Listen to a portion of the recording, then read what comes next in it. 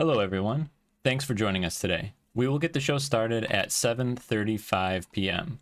To everyone watching on Facebook or even YouTube, consider sharing the concert on Facebook. It is a small way to show appreciation and the best way to grow our little community. If you would like to help support both the Ark and Don White, you will find links in the chat to do so. Thank you for your patience. We will see you shortly.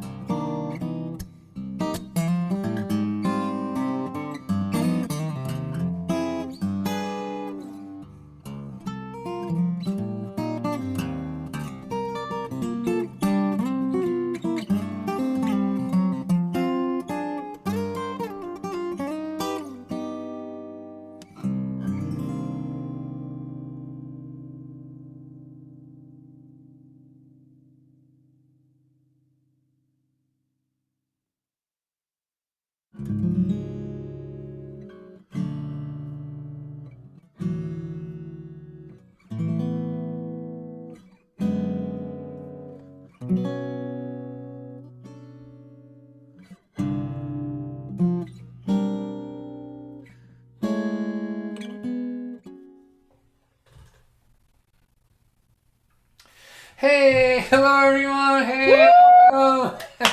Hey, who is that guy?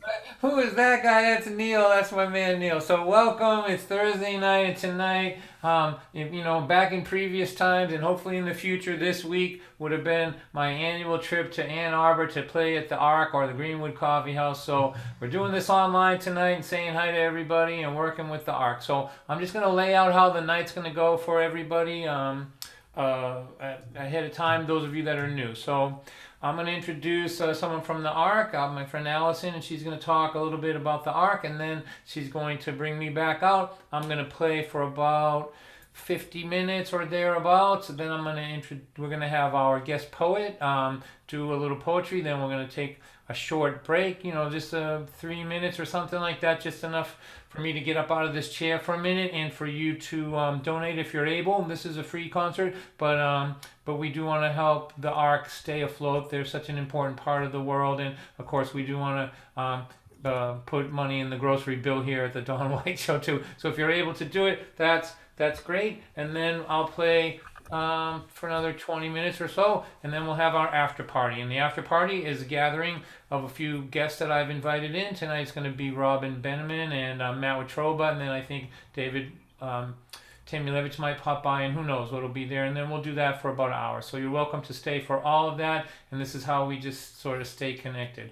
Also, the folks that come every week know that if you're in a relatively quiet place, like, no dogs barking or phones ringing and stuff, you're welcome to unmute yourself. If it gets noisy, Brandon, our technician, who, by the way, is from the great state of Michigan, he will mute you. And but you have to be aware that any sound that you make is as loud as I am or as anybody is. So you do have to be, can't have a squeaky chair going over there. But anyway, that's the way we lay it out. So now I want to get things started by introducing Allison Reed from the ARC to talk a little bit about what they plan to do in the future and how they're doing out there. And so let's, those of you that are unmuted, let's give her a nice round of applause, everybody.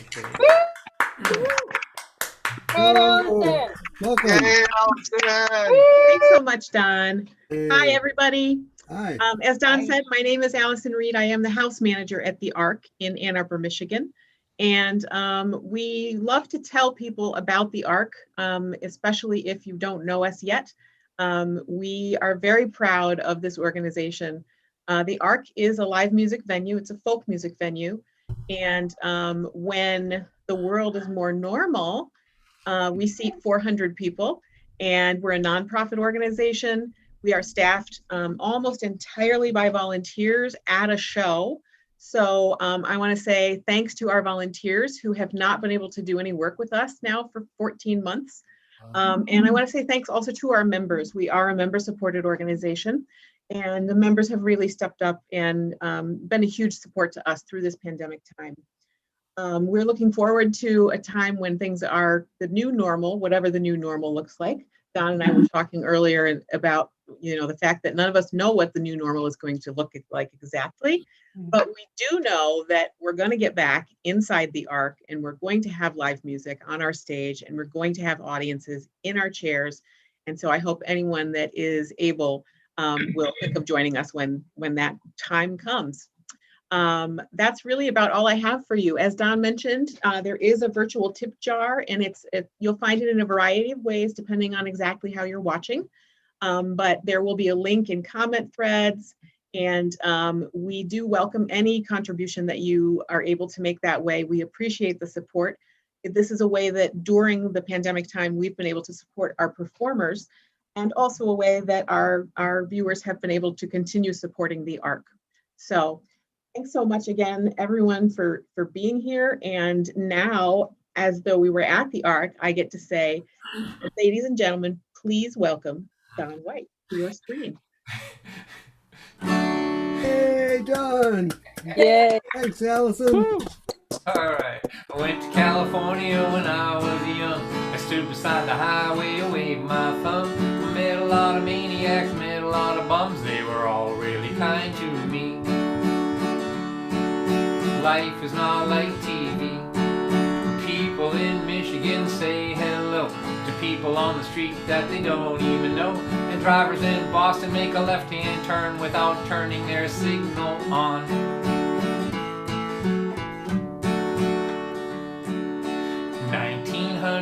'93, if you were talking to yourself walking down the street, it was sad, cause it meant that you were crazy. Now it means that you're a businessman. It's not crazy, but still kinda sad. I went to California when I was young. I stood beside the highway, I waved my thumb. Met a lot of maniacs, met a lot of bums. They were all really kind to me. Life is not like TV. You know my boss is younger than my children are. I've gotta tell you people, that is so bizarre. He's so adorable when he yells at me. It makes me wanna pinch him on his cheek and say coochie coochie coo coochie. I went to California when I was young. I stood beside the highway, I waved my thumb. Met a lot of maniacs, met a lot of bums. They were all really kind to me. Life is not like TV. You know, a lot of good musicians used to say to me, you can't play guitar and you can't sing, so you could never make it in this here scene. And I don't think that they were wrong, but I wonder where they all have gone. I went to California when I was young. I stood beside the highway, waved my thumb. Met a lot of maniacs, met a lot of bums. They were all really kind to me. Life is not like TV. People in Michigan say hello to people on the street that they don't even know. And drivers in Boston make a left-hand turn without turning their signal on. They're not thinking about you at all. They just keep on rolling, they keep on rolling, they keep on rolling along.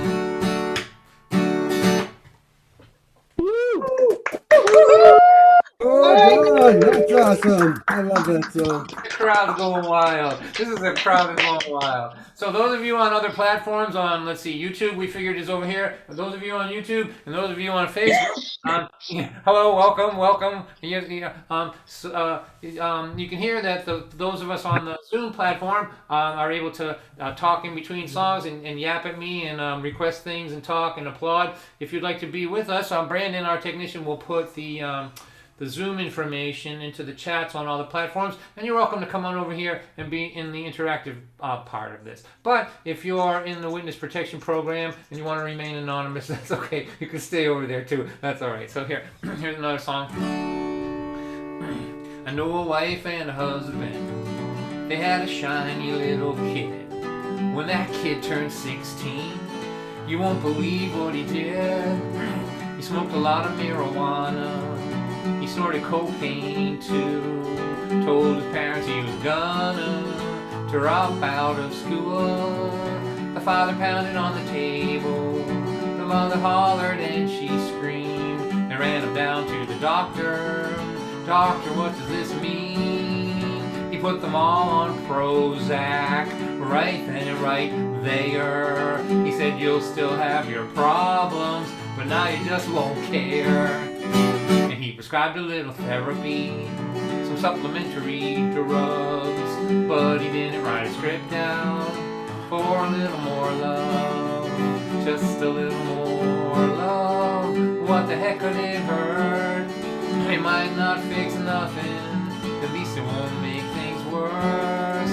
When you're looking at your lifetime from the end, when you are done, you know it might look a little better. A little more love. I know a wife and a husband, and they had a shiny little kid. When that kid turned 16, you won't believe what she did. She said, Mom, I'm sleeping over Susan's. That was just a big fat lie. What she really was doing was staying out all night. And when her parents found out, they cried boo-hoo-hoo. And then they called the radio talk show. They asked him, what should we do? He said, send her off to boot camp. That was his advice. It was good for his ratings, but it wasn't very nice. Just a little more love. What the heck could it hurt? It might not fix nothing. At least it won't make things worse. When you're looking at your lifetime from the end, when you are done, you know it might look a little better to see a little more love. I can see that you're a tough guy. You won't be pushed around. You're not going to take it. You're good at putting your foot down. You might get killed by lightning and you might get hit by a truck. But if you're not that lucky, you might just wind up spending years in a rest home without a whole lot to do. But look back on what you did with the time God gave you. Just a little more love. What the heck could it hurt? It might not fix nothing. At least it won't make things worse. When you're looking at your lifetime from the end, when you are done, you know it might look a little better. Big, rough, tough guy to see a little more love. It might look a little better. See a little more love. Beautiful, John. Love it. Oh, awesome.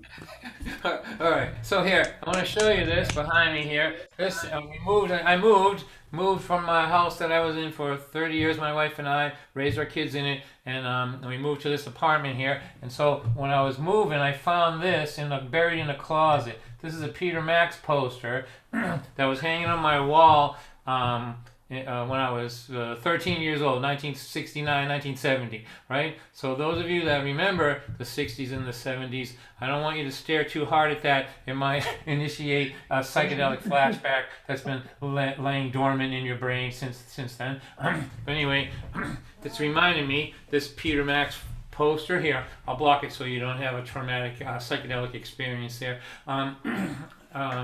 Reminds me of the 70s. So my wife and I, starting in 1970, late 74, left this town here, Lynn, Massachusetts, and we hitchhiked for 3 years. I know, when I say that, I feel like a person who used to, who made buggy whips or something, like worked in a buggy whip factory. Like when was the last time you ever even seen a hitchhiker? But we did it not just to get to California or anything, but we just did it because we couldn't stop doing it. We just kept meeting weird people and learning about all kinds of things. And we had left this town, which had a kind of a narrow view of the world, and every day our world just kept getting bigger and more interesting and all that. So I'm going to play this song. It's called Two Vagabonds in Disguise, and it's a song about the challenges that we had after 3 years of hitchhiking, trying to contain our freedom.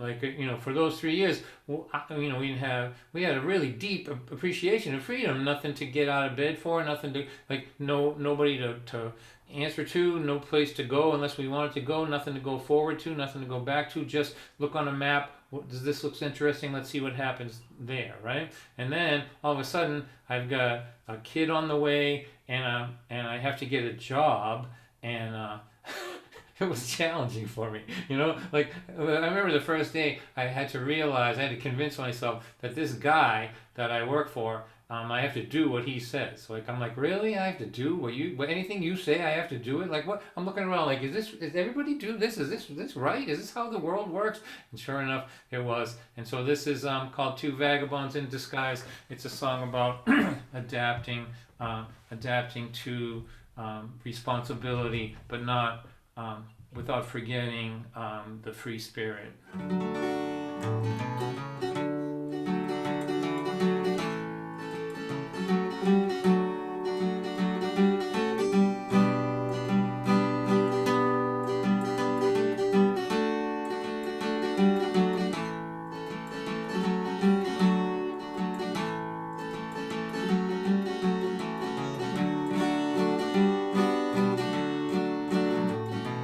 Didn't I know you in 74? You were 18 and out of control, hitchhiking far and wide for 10 months at a time, sleeping by the side of the road.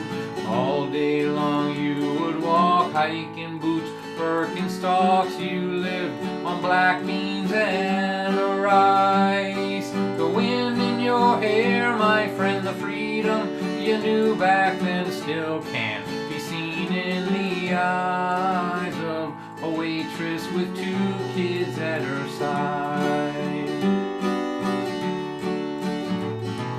Didn't I know you in 74? You were wild, you're out of your mind. Ram Dass and Alan Watts all night in truck stops, your poetry on highway signs. The road was your teacher, then sleeping on beaches and reaching for things in the sky. The wind in your hair, my friend, the freedom you knew back then still can be seen in the eyes of a watchman with 2 kids at his side.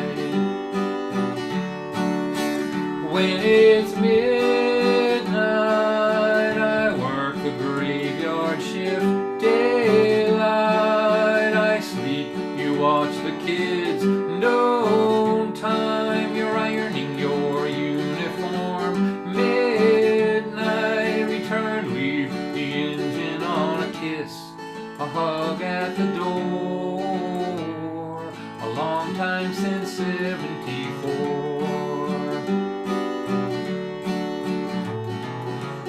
I left a note for you, a few things we need to do. It's hanging up on the wall. It says power bill must be paid. Both the kids have been bathed. Your brother from Florida called. And round around it goes, where it goes no one knows. Put your feet up for a while. There's wine in the fridge, I'm late, give me a kiss. You know, in that slow-moving smile, I still see that vagabond child. And didn't I know you in 74? You were wild, you're out of control. Hitchhiking far and wide for 10 months at a time, sleeping by the side of the road. The road was your teacher, then sleeping on beaches and reaching for things in the sky. The wind in your hair, my friend, the freedom you knew back then still can't be seen in the eyes of two vagabonds in disguise. When it's midnight, I work the graveyard shift. Daylight, I sleep, you watch the kids. No time, you're ironing your uniform. Midnight, return, leave the engine on a kiss, a hug and a sigh. Two vagabonds in disguise.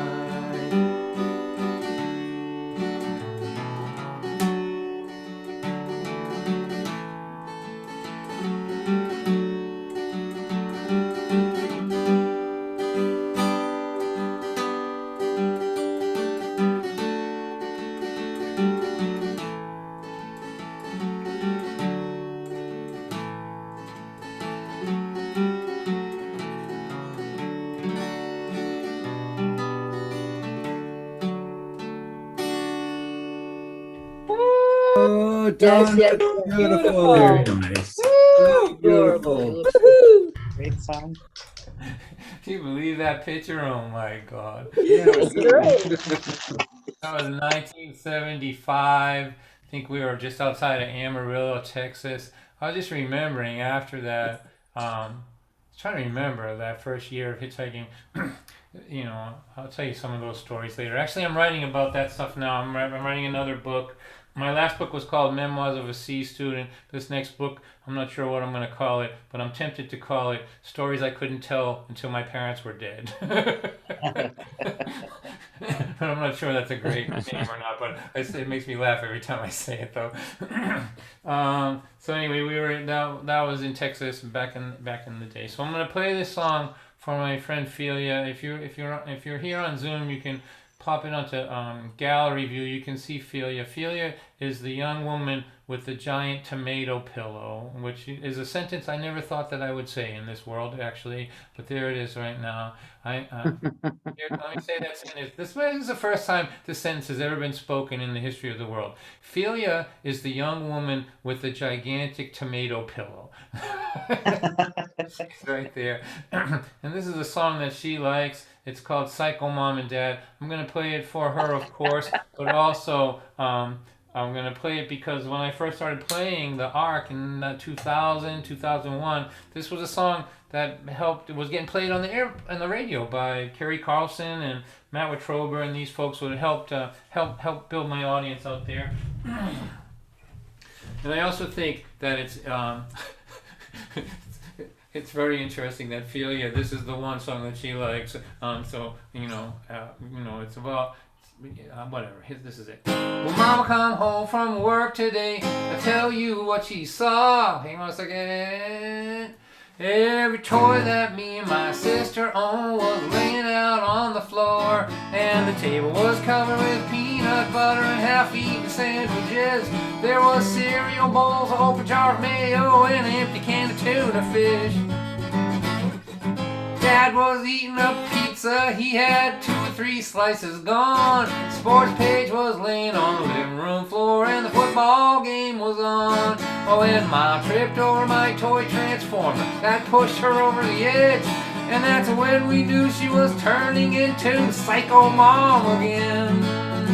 She's screaming, I'm fed up, I'm finished, I'm through. I've had it up to here with all of you. I am running away, I'm leaving today. I'm gonna join the carnival. But first I'm selling you kids for $1 a pound to a couple of cannibals. I used to be normal, used to be calm. But picking up after you animals turned me into Psycho Mom. I used to yell that part, but now I'm old and I'm afraid I'll blow my voice out. Okay. Ma was working and Dad was babysitting us the other night. Me and my brother started yelling at each other and we got into a fight. We were punching, kicking, scratching, pinching, pulling each other's hair. Just about the time we knocked the TV over, we saw Dad standing there. Blood was bubbling, he didn't say nothing, he stood there at the door. Me and my brother took a look at each other and we looked up from the floor. And Dad started to scream like a wild banshee and started pulling out his old hair. And that's when we knew he was psycho too and we better get out of there. He's screaming, I'm fed up, I'm through, I've had it up to here with all of you, I'm running away. I'm leaving today, I'm gonna join the carnival. But first I'm selling you kids for $1 a pound to a couple of cannibals. I used to be normal, never got mad. Babysitting you animals turned me into Psycho Dad.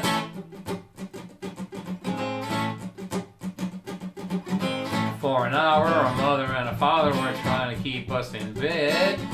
Me and my sister never miss a chance to play with their heads. We were using every excuse in the book to try to keep from going to sleep.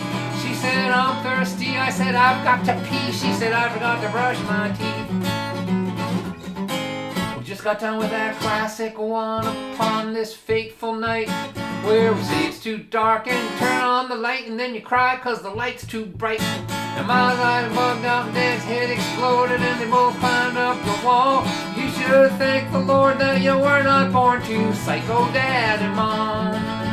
They're screaming, we're fed up, finished, we're through. We've had it up to here with all of you, we're running away.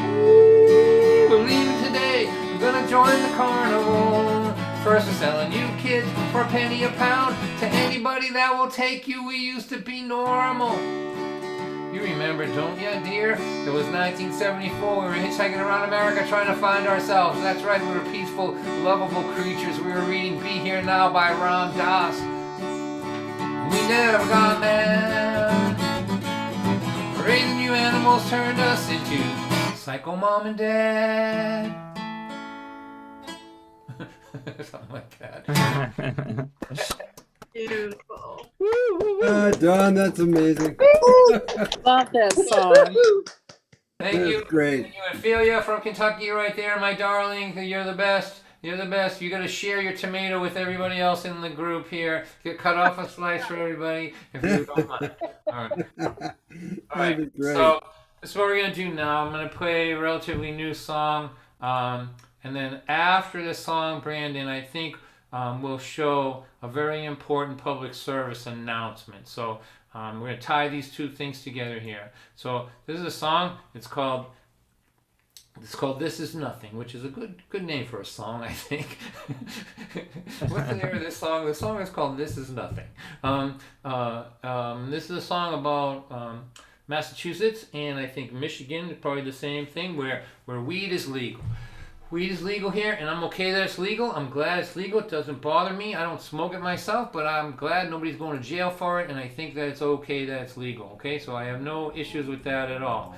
And in Michigan, I think it's the same way too, that it's legal there. It used to be kind of quasi-legal. Do you remember that? I remember when it was quasi-legal, where you had to like get your doctor to lie for you. Do you remember that? I don't know if that ever was the case, but you had to get you had to get your doctor to say that you needed, that you had like early stage glaucoma and some anxiety, and so Dr. Jones, I'm going to prescribe some sticky Hawaiian bud for Dawn, so that he can be better, right? But and then you can go get it legally, right? But now you just walk in a store and get it. It's not a problem, no issues, all of that. So again, like I say all the time, I'm glad it's legal, I'm okay, but I don't smoke it myself. And this is my concern. I have two concerns. I'm going to discuss them at length at this juncture. First of all, I'm concerned about the fact that in this town, Lynn, Massachusetts, you cannot go anywhere and not smell weed. Nowhere. It's coming out of churches and liquor stores and kindergartens and police cars everywhere. My friend Ellen said to me, I go walking and I can smell it coming out of the cemetery. She's like, Dawn, how popular is it when dead people are smoking it, right?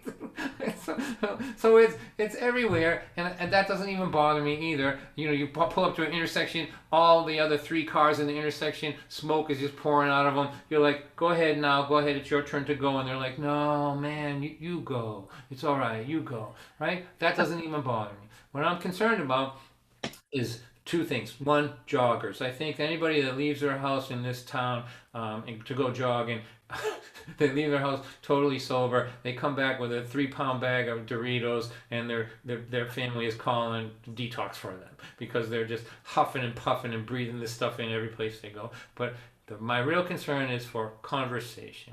If we ever get together again, and now there's a conspiracy in the chat now for us, all of us who come every week to get together, and I like this idea.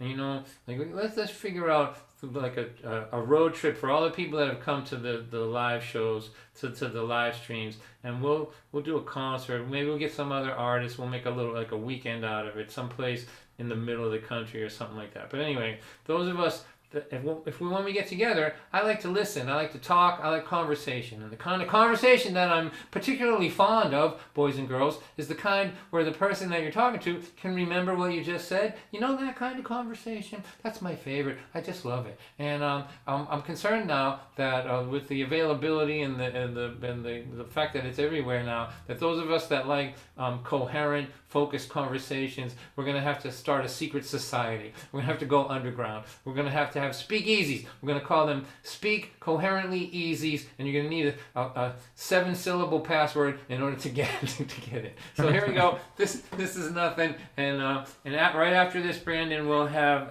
a very important public service announcement that is very important for you to watch.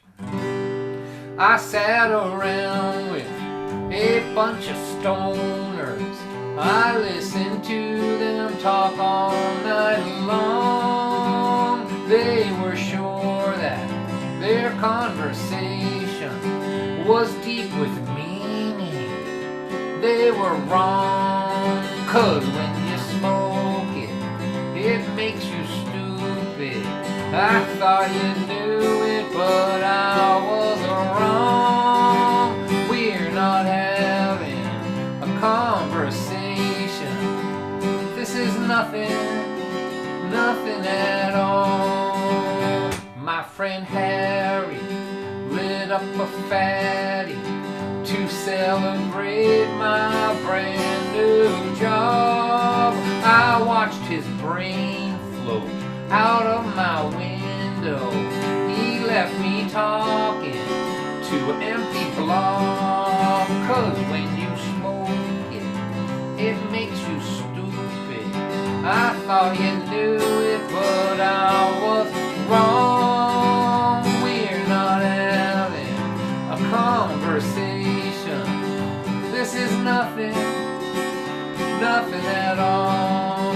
Alright, so I have to get in character for this part. So let me set the scene for you. It's 1977 probably. We're all teenagers, 19-ish, and we're hanging around one of our friends' basements. Their parents were gone for the weekend. There's a tremendous amount of smoke in the room. And we're all having deep thoughts, profound thoughts, thoughts that are going to change the world, ladies and gentlemen. And I look across the room through the haze and I see my best friend, and he's about to say something. I can tell by the look on his face that he's going to speak a thought, a sentence, an idea so powerful, so meaningful, so deep that he knows that if I would only listen to it and take it to heart, that it would change the entire trajectory of my entire life.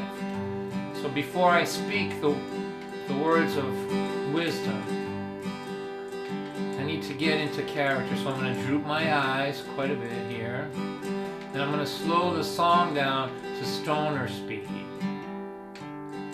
That's about it right there, I think. So I think we're in the zone now, so here it comes.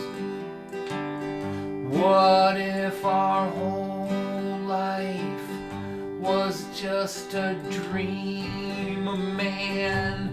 What if we're dreaming this right now? I forgot what I was just saying. Let's order pizza. Pizza. Wow. 'Cause when you smoke it, it makes you stupid. I thought you knew it, but I was wrong. We're not having a conversation. This isn't nothing at all. It cures glaucoma, it cures insomnia. Some people say that it is a cancer cure, but it does not cure incoherent conversation. That's for sure.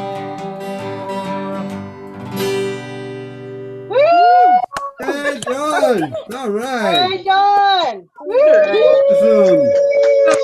Hey, let's order pizza, everybody. Hey, All right. Let's order pizza. sounds like a good idea. I knew. So what we're going to do now is show a very quick public service announcement, because we're here to help here at the Dawn White Thursday night show. So go ahead, Brandon.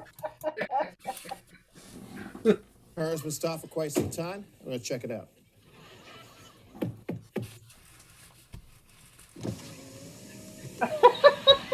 Excuse me. Have you been smoking any pot today? No. Well, you've been stopped here for 15 minutes. Can you tell me why that is? We're waiting for the stop sign to turn green. How high are you? Hi, how are you? No, I said, how high are you? Hi, how are you? This guy's so friendly, babe. Okay, I am going to have to conduct a pot sobriety test. Oh man, I'm too high for that. Blow into this? Hey, is that a breathalyzer? No.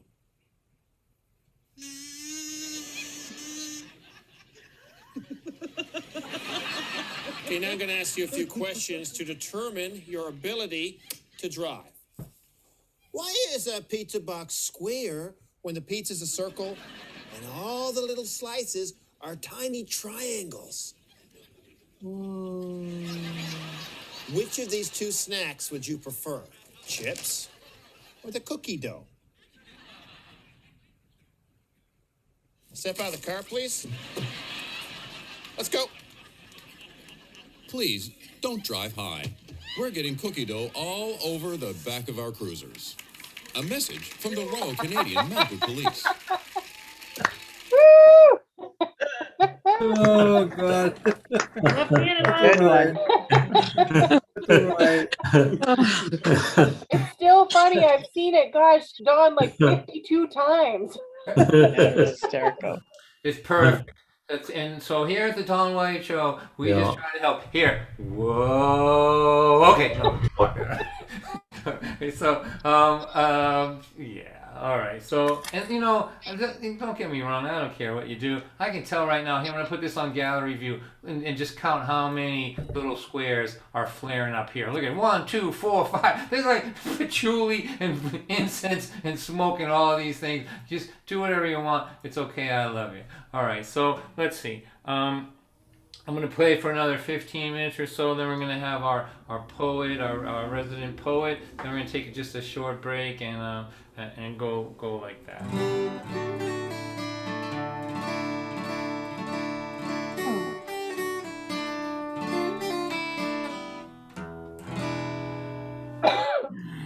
All right, here we go. This is a song I never used to play because it's a band song. You know, they need a band to play. It's got a lot of callbacks in it. But I learned how to do it, and I'm just having fun with it. It's called The Second Chance Crew, the Lumper Song. This is a song that was inspired by my dad looking at my report card when I was in high school and looking at me and thinking, you know what? You're out every night with your friends. I know what you're doing. This report card predicts to me that you are going to wind up being a minimum wage employee the rest of your life. Just want to let you know that. So here we go, the Lumper Song. My dad said, son, you can keep going on this way. Bad report card, you're gonna wind up as a lumper on a crew someday. I said, Dad, what's a lumper? I was laughing so hard, rolling on the floor. Dad, no one uses words like lumper anymore. The guys are outside, it's Friday night. I gotta go, see you later, and thanks for the lecture. He said, if you keep doing the things that you are doing, if the things you're doing don't do you in, they can always use another lumper down on the Second Chance Crew. Me, Billy, Bob, Rick, and Ray, those were my drinking buddies. We were living for the party Thursday, Friday, Saturday, and even on Sunday. One by one they moved away from home. You know, the time went by. The next thing I know, I'm 31, drinking with a bunch of 19-year-olds. What a loser. Man, what a loser if you keep doing the things that you are doing. If all these things you are doing don't do you in, they can always use another lumper down on the Second Chance Crew. Second Chance people got a touch of gray. Partied their teens and their 20s away, but now they're sober, starting over, and they're 32. They're just so glad to be working on the Second Chance Crew. Pick up those pallets, lumper, they're not gonna move by themselves. You should have skipped school a few less times there, buddy. No, there will not be any raises this year. I'm all up in the program, I know that's no surprise. I make the minimum wage, but at least I didn't die. You know my knees are aching and my back is sore. I've been dragging these ladders across a plywood floor. And Dad, I never wonder what a lumper is anymore. Because I'm a lumper if you keep doing the things that you are doing. If the things that you are doing don't do you in, they can always use another lumper down on the Second Chance Crew. If you keep doing these things that you're doing, if these things you're doing don't do you in, they can always use another lumper on the Second Chance Crew.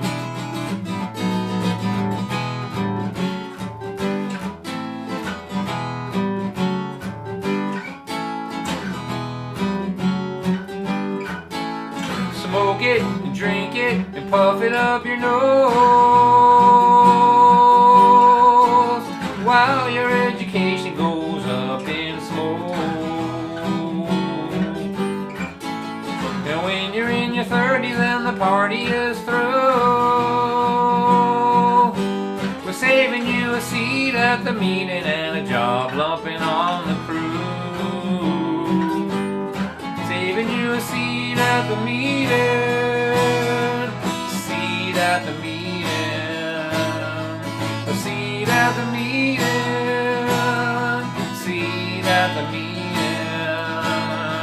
a seat at the meeting and a job lumping on the crew. That's what's waiting for you. Seat at the meeting and a job lumping on the crew.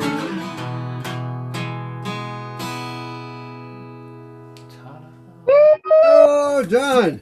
All right.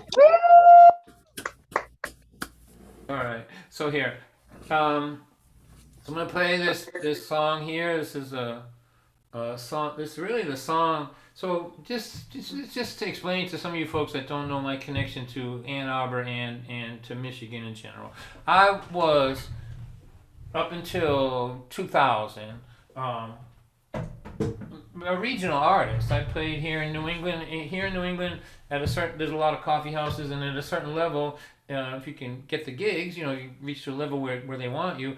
You can play and in the region. Things are condensed here, not like Texas where you have to take airplanes between gigs, right? Or where there's 8 hours drives between towns. Everything's kind of packed in around here between Vermont, New Hampshire, Maine, Connecticut, New York, like that, right? And so that was my thing. And then I had I made my own CDs. I make my own CDs, right? So my distribution. So here, let me just tell this story. So when I'm telling a story, I like to have as many people unmuted as possible. So go ahead and unmute yourself, and so that I can feel you, right? And, right, so I can. Can you feel us now? Okay, that was funny. I laugh all the time, Don. Maybe I'm feeling you too much. Shut up. All right. So here's the way it works. Okay, so Brandon, we're gonna need to find that person, right? Okay, so I had made my own CDs, right? So my distribution system, right? My distribution network consisted of how far I could throw them, basically, right?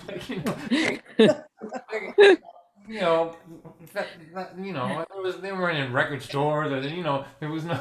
It was just me hurling them out the car window as I was driving down the street, right? Basically, and so one of my songs, a song called Rascal, wound up on a compilation record, right? And that was on a record company called Shawnee, and they had distribution. This was in 1993. And it went everywhere, right? But years had gone by, right? 5 years, 6 years, 7 years, and I had forgotten all about it.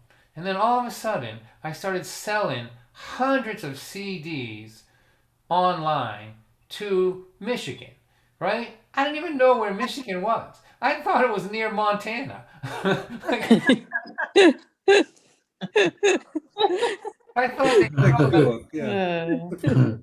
I thought they put all the M states together.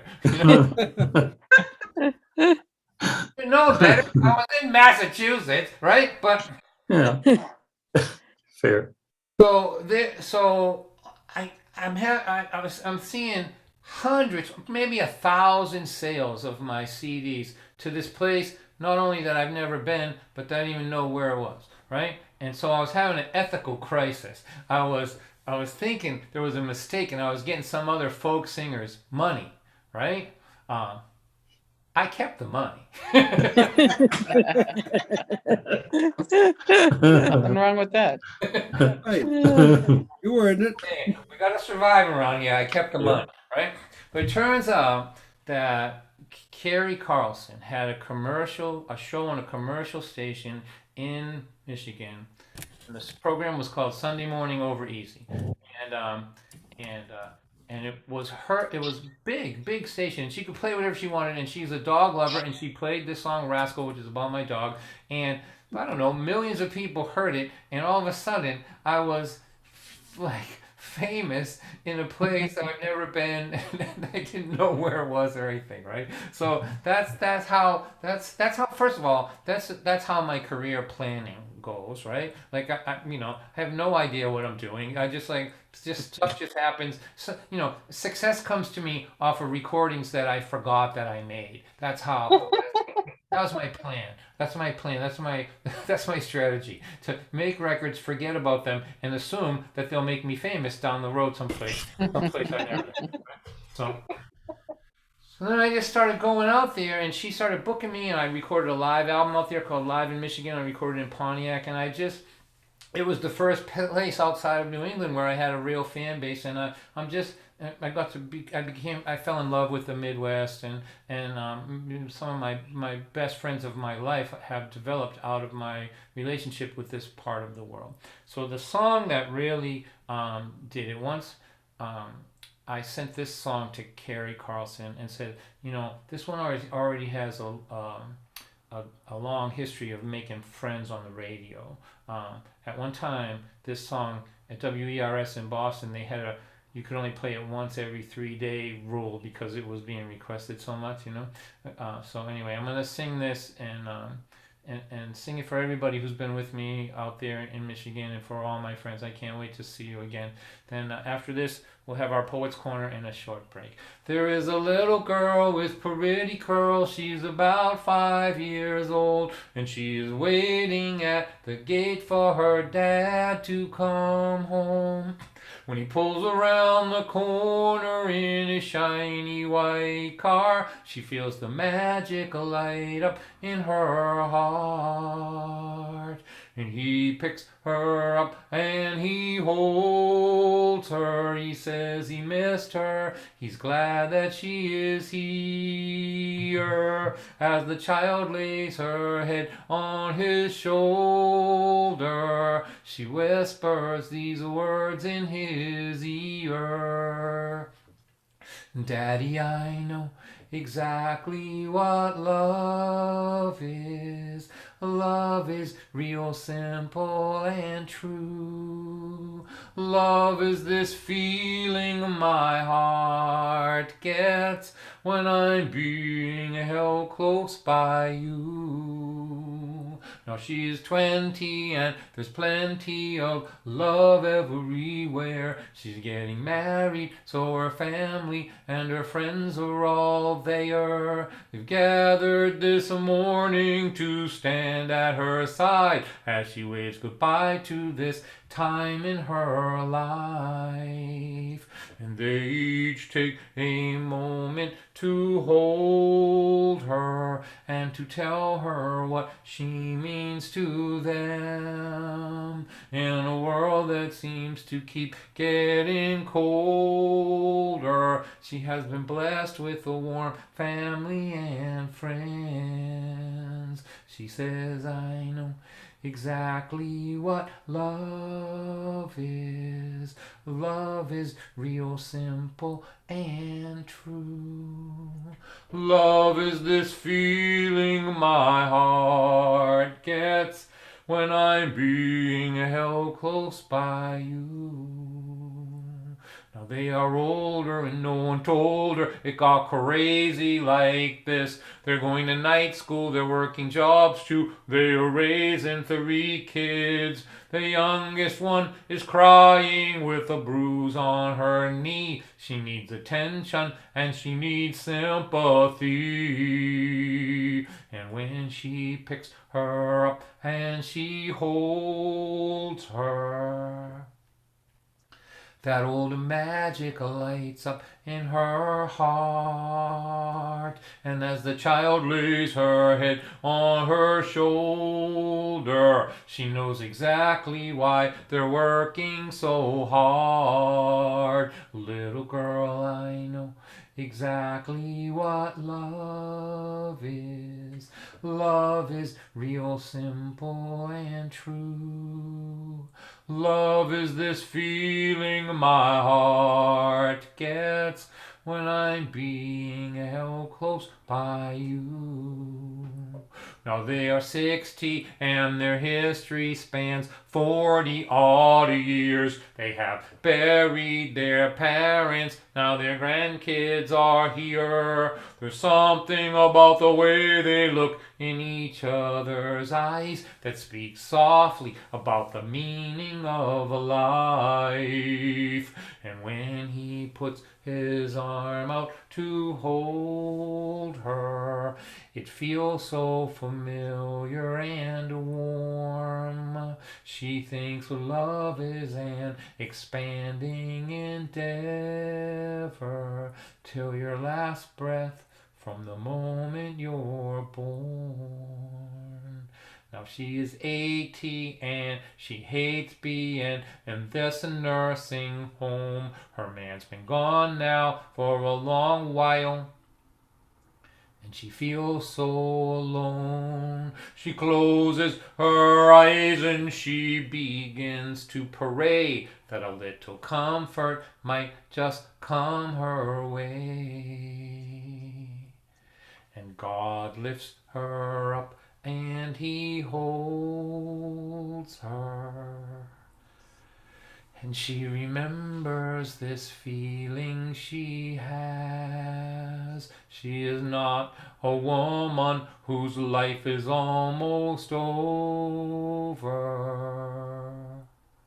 She's a little girl being held by her dad. And God, I know exactly what love is. Love is real simple and true. Love is this feeling my heart gets when I'm being held close by you.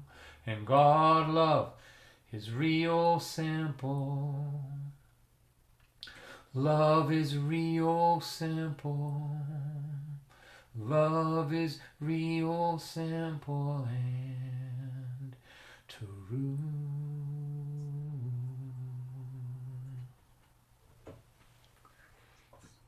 Beautiful. Absolutely Thank beautiful, you. Don. Breathtaking, always Love breathtaking. that song. Beautiful. Every time. Love that song, Don. That's the essence of you, Don. Thank you, thank you, thank you. You're right. Nice. Love it. Very nice. That is Don White. You're welcome, everybody. That song has been a good friend to me. There Yeah. are people who only know that song, hear it on the radio, then they show up and they're like, "I thought, what is this guy so funny? What's the humor about?" Right? But it's really been good. People have flown me all over the place to play it at weddings and funerals and special times in their life. It's just been a good song for me, and it's brought a lot of great people into my life. So. What we're going to do now is I'm going to introduce our poet. My world is kind of part songwriter, part comedian, part storyteller, part poet, part writer, all that stuff. And in these Thursday nights, I've been trying to showcase spoken word people that I think are great and give them and just to share them with my friends. So tonight.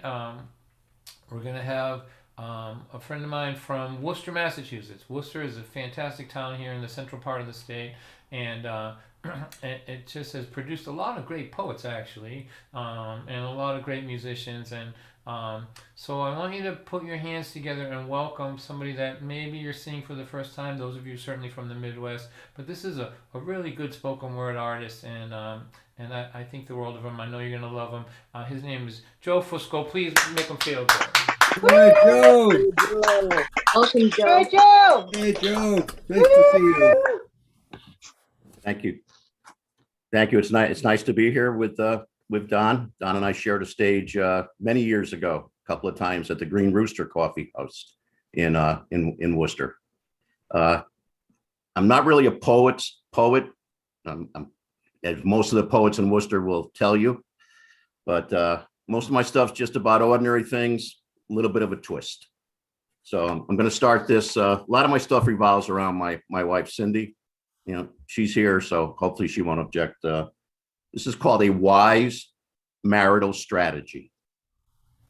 My wife and I come home from work about the same time every weekday. We eat dinner together. We take a walk around the neighborhood. We watch Ozark on Netflix.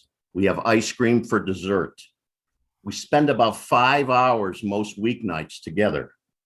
But it's only after we go to bed and I put on my anti-snoring CPAP machine and my anti-grinding dental mouth guard that Cindy decides to discuss important matters. I think my mother's condition is getting worse. She should sell her house and move in with us, Cindy tells me. I can't talk with all this stuff on my face, I mumble. I lent our son $500 so he could buy snow tires before the winter, she continues. I can't talk with all this stuff on my face, I again mumble.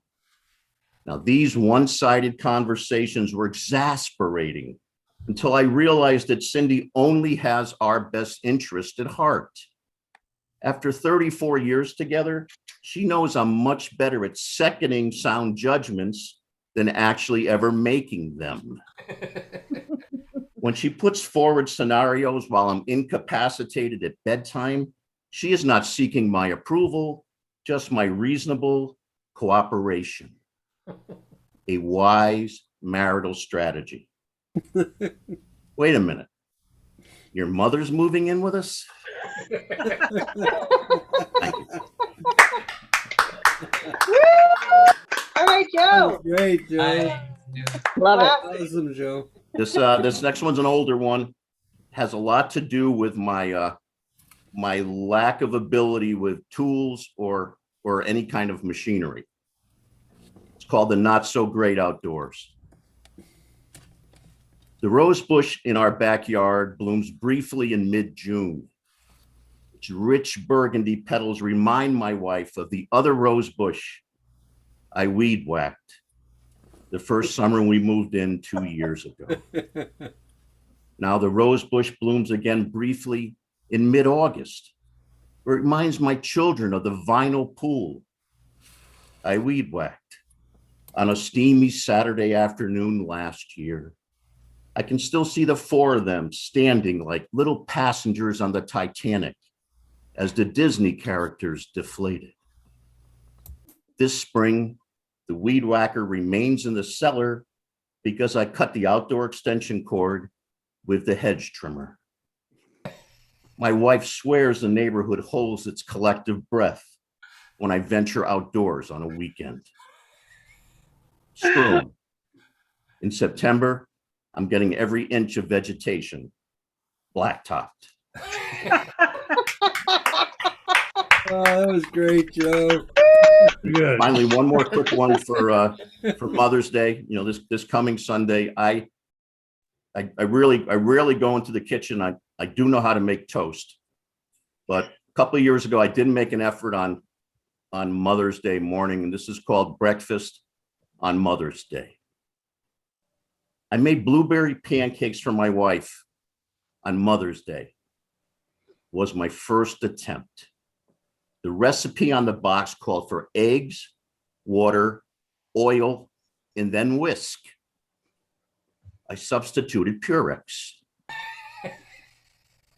With my left hand resting on it, I preheated the griddle to 375 degrees. Ouch. I never realized that cracking eggs was such an art form. I hate art. I cooked the blueberry pancakes until they were puffy and full of bubbles.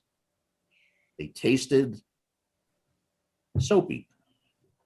I stored the box in a cool, dry place, the trash barrel, and then drove to a honey farms. I purchased 3 breakfast sandwiches in a first aid kit. Happy Mother's Day. Thank you, everyone. Great. Right. Yeah. Right. A lot of fun, Joe. Oh, I love that. Yeah. Thank you so much. That was awesome. If you'll hang around with us, if you're around, like, you know, in the after party, I'd love to hear you do another one. So let's hear it one more time for my friend Joe from Worcester. There he is. Hey, Joe. Awesome. Yeah. Thanks for coming, Joe.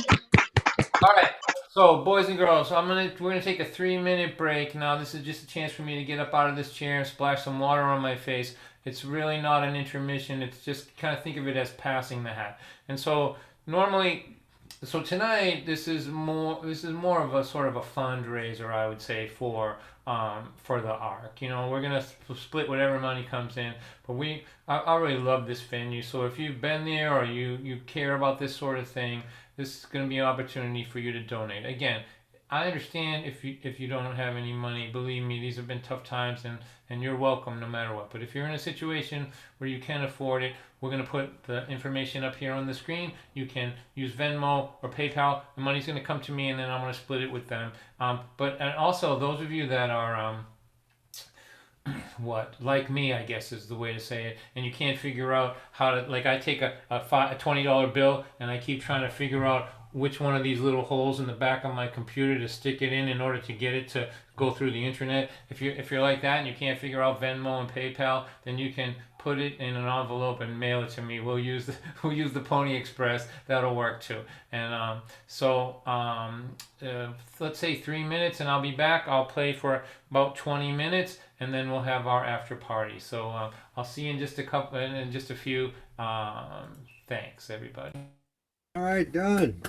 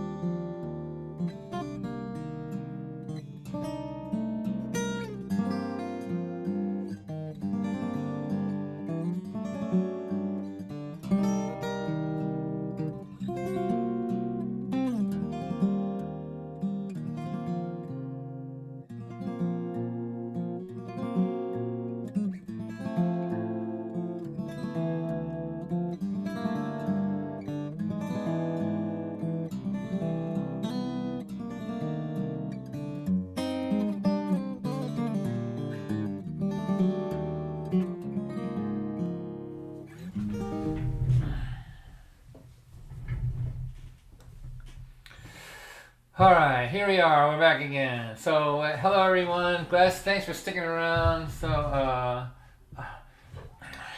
let's see. Those of you that are on different platforms that are on Facebook or YouTube, there's quite a lot of you out there. If you want to come over to to the Zoom part that's more interactive, you are welcome over here.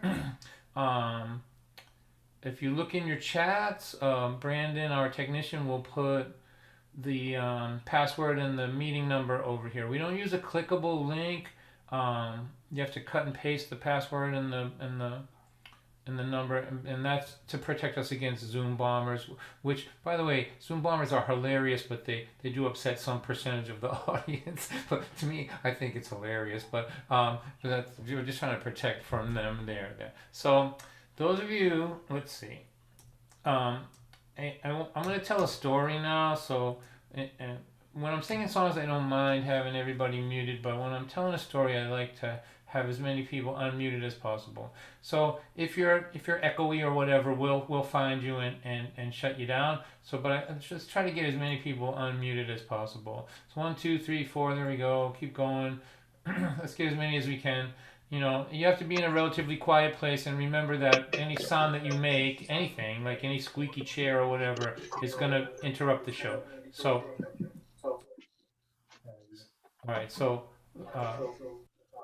So Brandon, find out who that is, and we'll muzzle that person. But now we've got 1, 2, 3, 4, 5. Thanks, you're doing good. That's plenty right there, I think.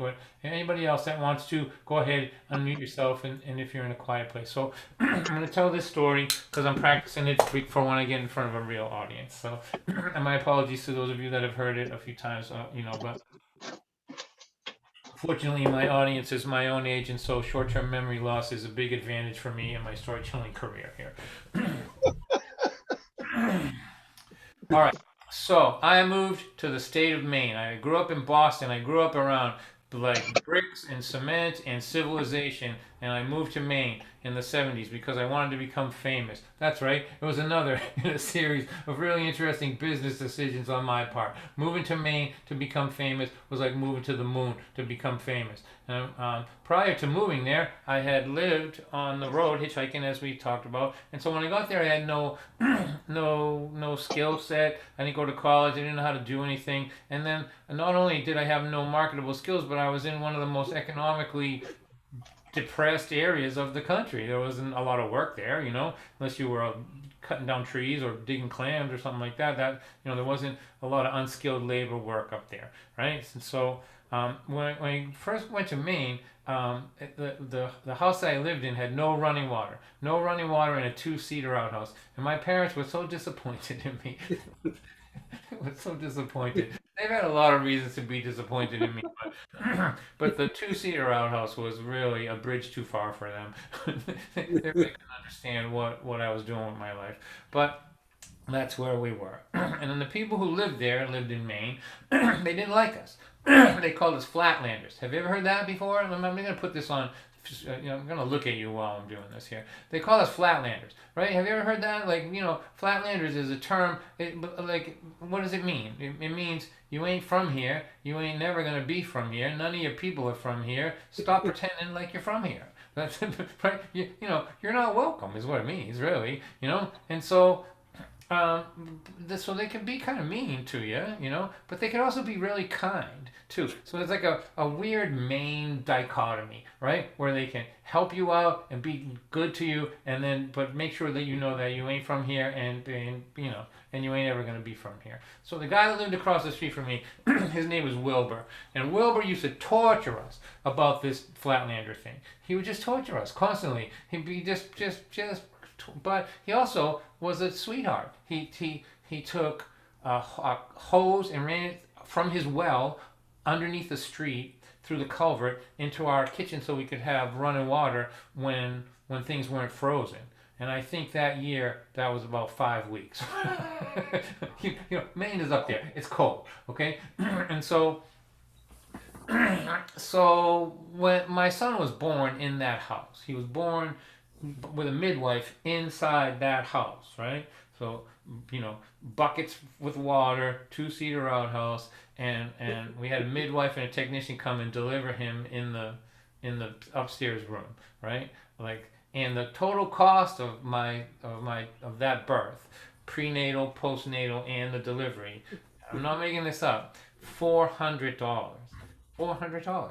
Like it costs that much to talk to a doctor on the phone for 10 minutes, doesn't it? Now to talk about $400, right? And so when he was born, we brought him over to Wilbur because we were cocky. Now we're like, Wilbur, you can say what you want about us, but this is this we were holding him like this, but this is a Mainer. You can just call us Flatlanders all day, but this kid was born in that house with no running water across the street right there. He is officially, undeniably documented Mainer. And this is what he said to me, and I never forgot it. One, because I'm a comedian and it's one of the funniest things I've ever heard. But two, it's really one of the meanest things I ever heard too. And so it stayed in my memory for that reason too, that it was, it was just highly skilled comedy with an edge to it. So we go, Wilbur, this is a Mainer, and this is what he said. I don't know if you ever heard this before, but you try to remember this for use down the road somewhere. We go, this is a Mainer, he's born in Maine. He goes, well, if your cat crawls in the oven and has kittens, you don't call them biscuits now, do you? Oh, God. Like, Wilbur, that hurt. Like I still feel the pain of that now. Like, that was a real blast to the chest, that was. Jeez.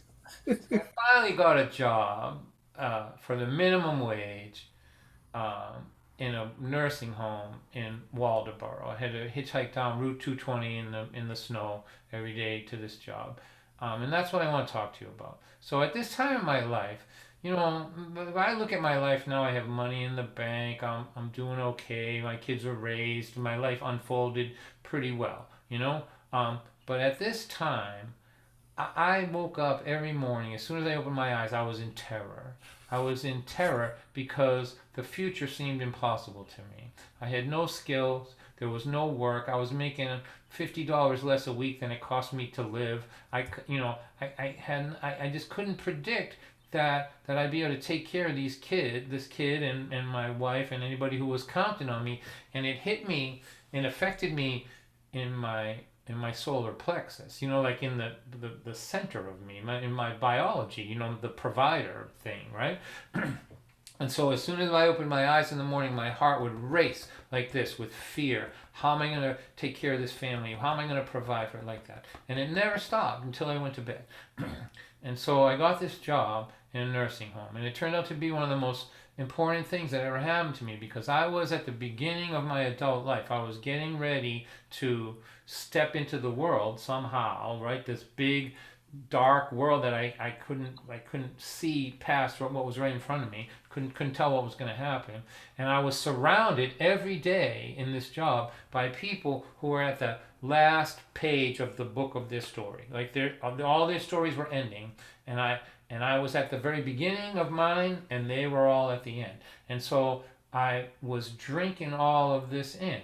Like, if you live this kind of life, this is what you look like at the end. If you live this kind of life, this is what it looks like at the end. And so at this unique time for me at the beginning, I was surrounded by all of these stories that were ending, right? And so just kind of going in and trying to make sense of it. So in one corner of the building was a man, and to this point, he was still the saddest person I've ever met in my life. Think about that. I'm 64 years old. Can you imagine how many sad people I met in my life? Just think about how many I met today, just today, right? There's this, he is by far the saddest for a really interesting reason, a unique reason. So to me, he's like Shakespearean sad, like tragic, like Macbeth, And here's the thing, his name was Mr. Bishop. He wasn't evil, he didn't murder anybody, he wasn't... he didn't do anything, he wasn't cruel or anything. He just wasn't kind. Okay? He wasn't a kind person. He wasn't a generous person. He went to work, he came home, he yelled at his wife, he had a few beers, smacked his kids a little bit, whatever. He went hunting, came home, just kind of a guy that took, that wasn't kind and wasn't caring, right? But not a killer, not a murderer. But he was smart enough to know at the end of his life that nothing he did in his life could he hold in his hand and give himself peace with the memory of, right? Only kindness works that way. You know, it's not how much money you made or how good you did at the job or anything. It's what gives you peace at the end when your story's over is when you look back and see that you were kind. And he knew that. And the fact that he knew it made him tragic because he couldn't do anything about it. He would have given me his whole life savings if I could have just put him in a time machine and sent him back for a month to spread I love yous around or let me help yous around so that he could hold them in his hand and have some peace at the end. But it was too late, and he was so sad. I hated going in his room. It was like this dark cloud over him. I would go in and empty the trash and just get out of there as soon as I can because it was depressing. It was such a sad thing. On the other side of the building was Maddie Campbell. Maddie Campbell was the opposite. Her life was just decade upon decade of kindness and generosity, and in her room it seemed like the sun was always shining. Like, you know, at first I thought she had a southern exposure, that the sun was on, you know, but it wasn't. It was coming from her. She like just look back at her life, and it was one kindness after another. Your neighbors are sick, put some soup on a buckboard, drive through the snow, feed it to them, make sure they have a warm fire, stay overnight if they need you. You know, like that's all she saw when she looked backwards. So she beamed, and she adopted me. Like it was one of the most important relationships of my whole life. She was on her way out and I was on my way up, and she was on her way out, and we met like two lines in geometry going to opposite ends of infinity, right? You know, just at this one little moment we're crossing. And she adopted me, and she would teach me stuff. Like I would pull my chair up beside her after about a couple of hours. You know, I was a janitor, I didn't have a ton to do, right? So I just go hang out with Maddie, bring my guitar and sing songs for her and stuff like that. And she would teach me all these things from her life, from a life that was just decade upon decade of kindness and generosity, and she just kept teaching me these little wisdoms from an era that was gone. It was, you know, she acquired her wisdom in 1920 Maine, right? You know, a world that you can't find anymore. It's gone, right? And so let me give you an example. One time I was complaining that I needed to borrow money from my parents, right?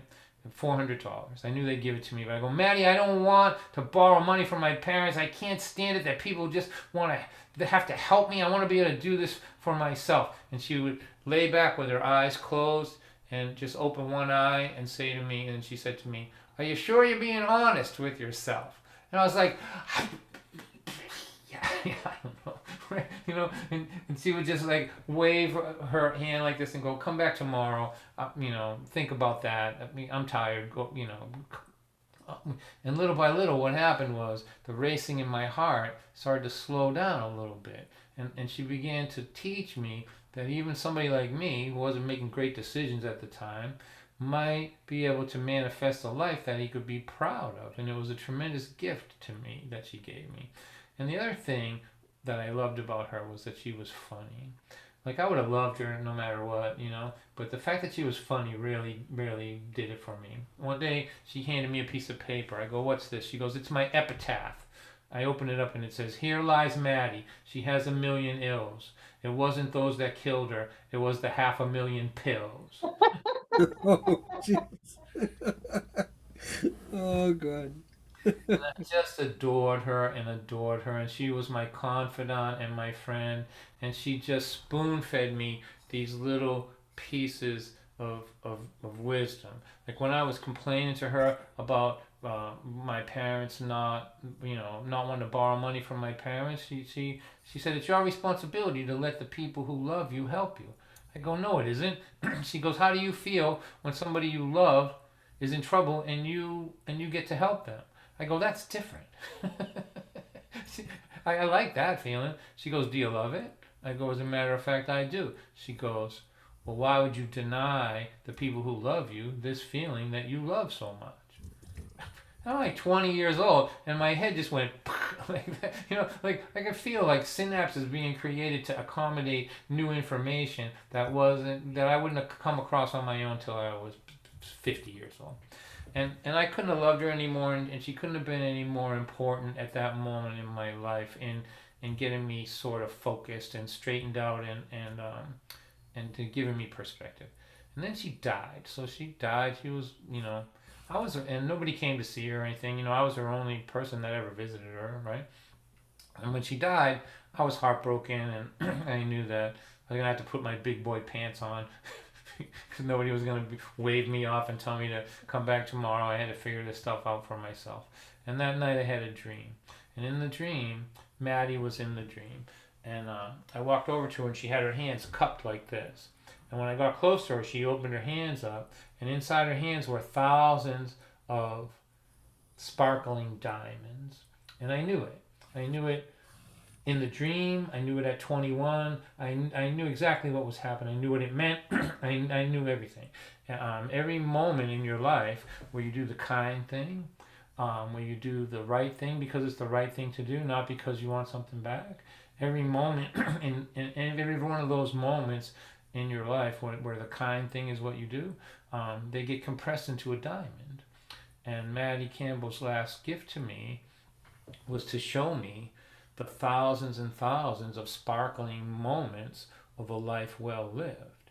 And she wasn't showing them to me so I could see how many there were. She was showing them to me so that I could see the look of peace on her face as she looked at them at the end of her life. Like, it was a very clear statement of this is what you want at the end. You want to be able to look at thousands and thousands of kind moments where you spent your time, and then you can go out in peace.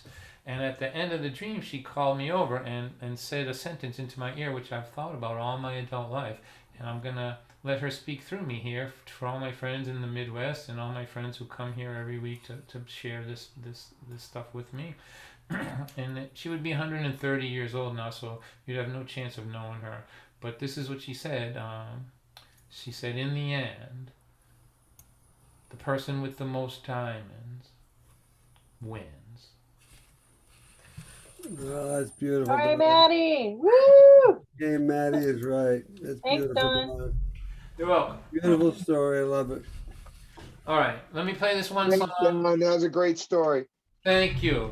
Really Appreciate is. that. That was a suggestion from my friend from Chicago there, and I appreciate it. So let me play one more song here, and then we'll take just another 2-minute break. If you can donate, that'll be great. Then if you want to hang out, we're going to have our after party song swap, and I think special guests are going to pop in and all that. But thank you. Let's take a minute and thank everyone at the Ark in Ann Arbor for years and years of great work out there. Absolutely. Hey, everybody.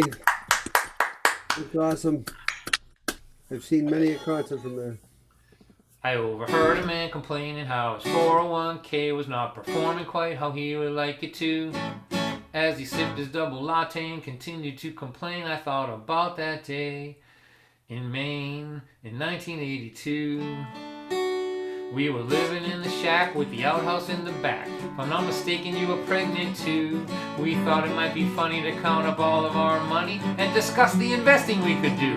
We pulled our pockets inside out, pulled the cushions off the couch, stuck our fingers way down deep inside. Then we emptied out the pockets of the jackets in our closet, but not a single penny did we find. So after the realization our financial situation was not conducive to investment at this time, we decided to invest in what we've done best. Danced around the kitchen for a while, we do the victory dance. But life is such a mess, we don't know what else to do. We do the victory dance when being penniless became literal to me and you. Well, you can jump off of a building, take a bunch of pills, you can walk around in a trance. But if you wake up in the morning on the right side of the lawn, go on and do the victory dance.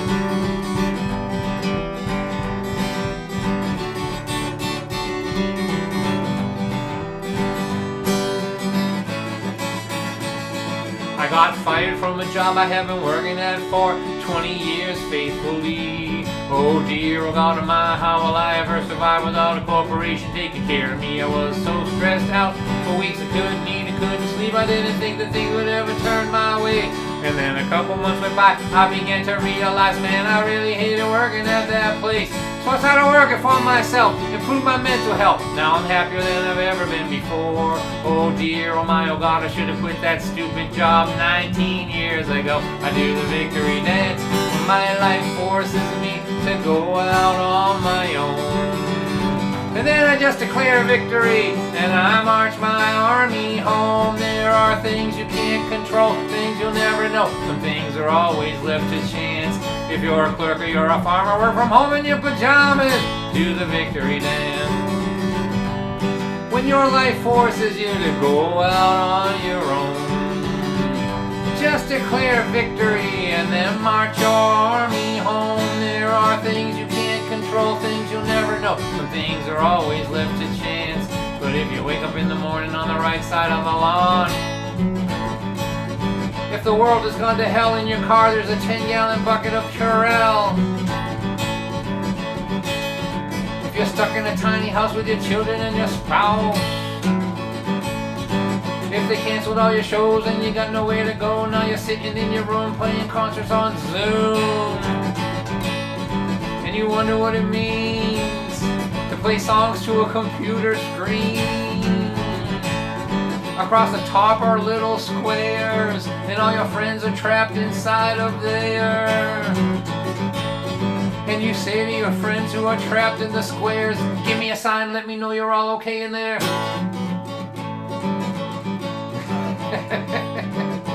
Are you all saying help me? Is that what you're saying? You know, trapped in a square on a computer screen is just a metaphor for quarantine. If you lose your money, but you still got your honey. If you lose your honey, but you still got some money. If you find it hard to cope cause your kids are all on dope, don't surrender yet, try not to forget in this game of life we're in. In this game of life we're in. In this game of life that we are in. If you don't die, you win. Woo! Yo, John. Yeah. Woo! We're winning. Well done. Thank you, everybody. That was awesome. This brings my part of this thing to an end, everybody. So I'm going to take a 2-minute break, just go get a glass of water, and I'll be back and we'll have our after party. Let's have another thank you for the ARC. One more time. Hey, ARC. All right, 2 minutes. If you can donate, that'll be great. Don't worry about it if you can't, and I'll be back and we'll have a nice song circle with a bunch of my Midwestern friends here.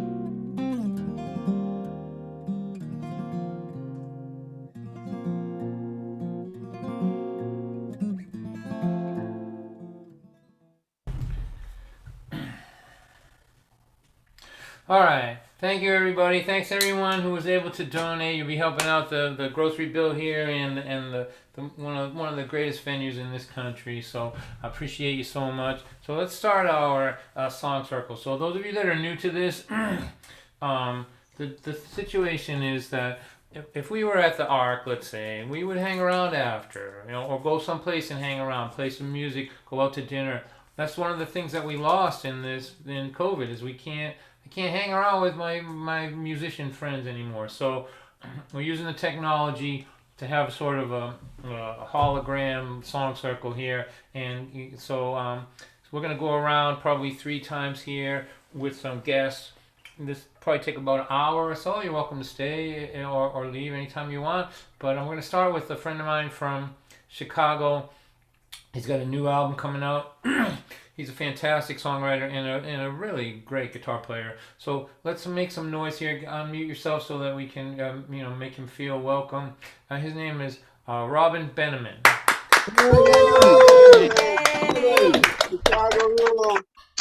Here.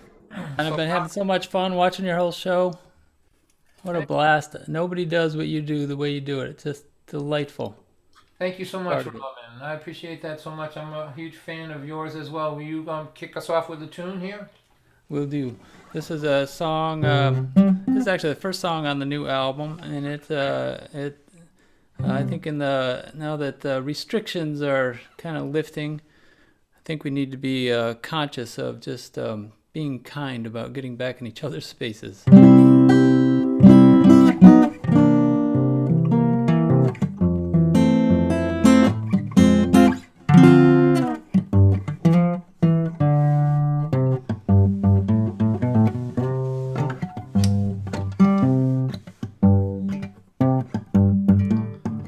You sure like to share a lot of information, and I appreciate that you're not shy.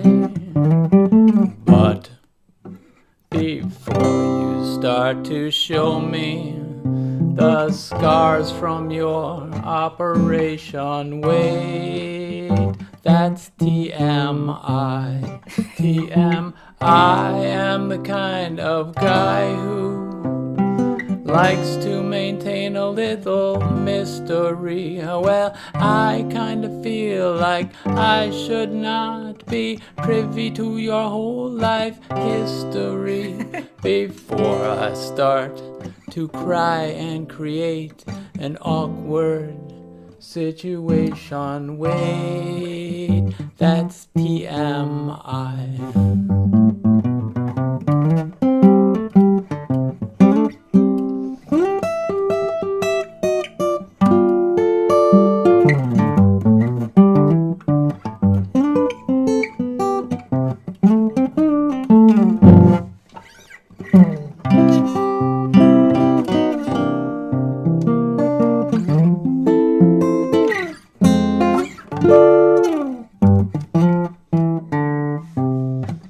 Let's have a drink or two and relax the limits of propriety.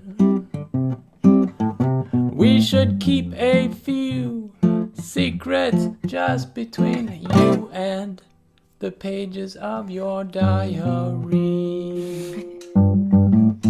The details of your life hold such endless fascination, and I'm so very grateful for this time.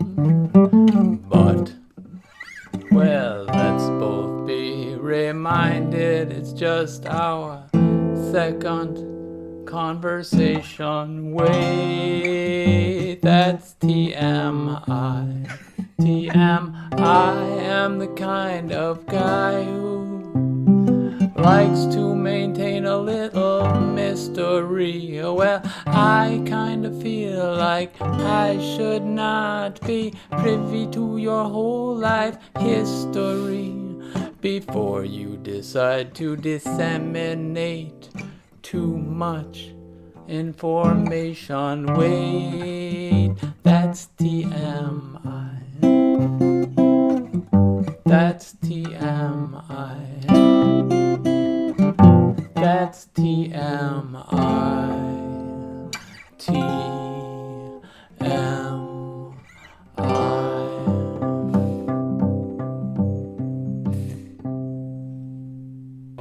That's how you spell that song, TMI. Wow, that's awesome, Robin. Boy, can you play guitar? Wow. That was great, Robin. I have to tell you, being a New Englander, when I got to the South especially, I was traumatized by the information that people were giving me. I'm like, I've known, I just met you, like in your song, I just met you, this is our first conversation, now I know you're divorced, your first husband was a jerk, this and that. I got people, friends of mine that I've known for 10 years, I don't even know they have a brother. Well, I think we're gonna have to start adjusting our behavior. I think people are gonna want to start unloading things they haven't unloaded in a year now. That was really a great way to kick us off. You'll hang around and we'll chat a little bit next time. Hanging around all night long. Thank you, Don. You're welcome. One more time for my friend Robin there. All right, now representing in the Midwest and in Michigan in particular, please welcome my friend Matt Watroba. Hey, Matt. Who? Hey, Matt. Robin, thank you for singing that, because if you guys don't mind, I was going to show you my surgery scar. I'd like to see that, Matt. Well, the last time I was here with Don, Kim was supposed to be with me because Jenny was with Robin, and Kim couldn't make it because she went, I don't know if you saw that beautiful picture of our grandchild, but Kim was down helping our daughter Emily learn how to be a mom. And she couldn't make it, and now Jenny can't be here, so I thought I'd bring Kim back in just to balance. Oh, hello, Kim. I think Jenny is probably in one of the windows there. Oh, good, good.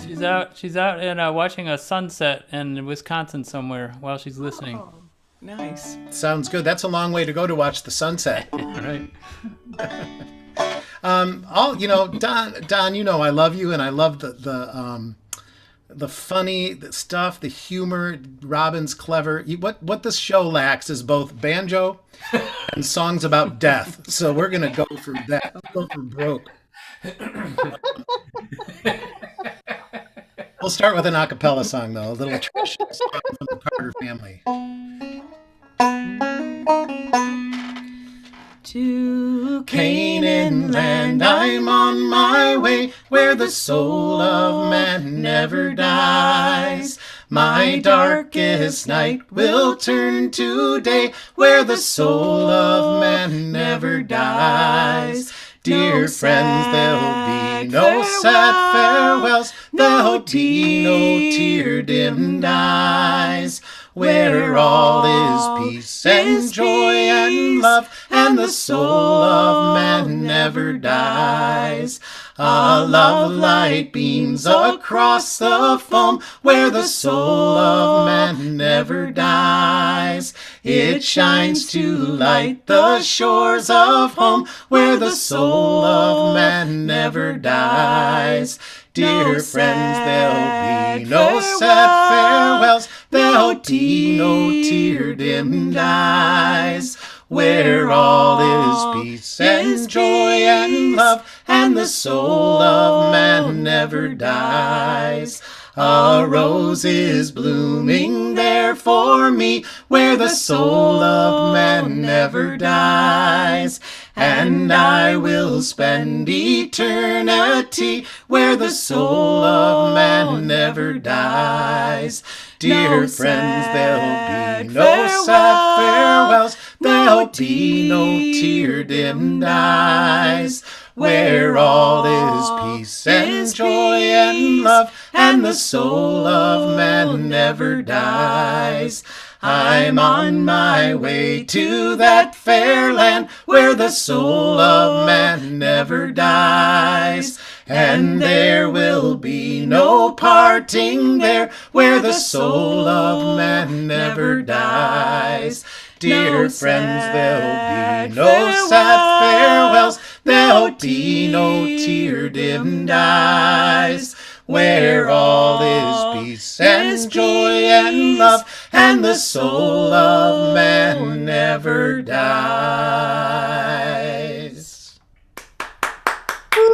That was so stunningly beautiful, man. Oh my God, you guys' harmony, everything was beautiful. Thank you. Wow, that was great, Matt. So, you know, banjo isn't death enough. You got to bring a song about death too. Nice work, there, buddy. You want to hear my favorite banjo joke? Is that a real question? Yeah. Okay. The only thing I like better than the sound of a banjo is the sound of a chicken being sucked into a vacuum cleaner. Oh boy. All right. One more time from Matt Trover and Kim. Hey, Matt and Kim. Awesome. Awesome. All right, so we got all kinds of people I'm going to try to pull in here. So this is the way this is going to go. I'm going to ask my poet friend to do a piece now. Then we'll go around again, and I'll try to get Joel and David in sort of at the third spot. And then maybe there's room. I'll try to get Michelle in here. This will be like a reunion. So let's welcome back our resident poet for spoken word artist Joe from Worcester. Joe Fusco. Make it feel good. All right, Joe. Thank you again. I write a lot of stuff about growing old uncomfortably. So this is called Gullet. What's this thing growing under my chin? Wasn't there yesterday. I pat it aggressively with the back of my fingers. It doesn't go away. I lower my head so my original chin touches the bottom of my neck. Boy, that's Hitchcockian. Pelicans have a throat pouch that drains the water from their captured prey. Can someone please toss me a fisherman's platter? Isn't it enough that I have a bald spot only monks would envy, nose and ear hairs that grow faster than the Social Security deficit, arthritis in every non-place joint, and other infirmaries I just can't remember to complain about anymore? Now, a freaking gullet. I patted aggressively a few more times. Good evening. Thank you. Hey, Joe. That's awesome. Thanks, Joe. Joe, do you have a place, do we have a website for you, a place where people can find your poetry and your books and stuff like that? I think my two books are on Amazon, and I think that was posted. And no, I don't have a website. I post most of my stuff on Facebook. So if you want to be my friend on Facebook, you can read most of my stuff.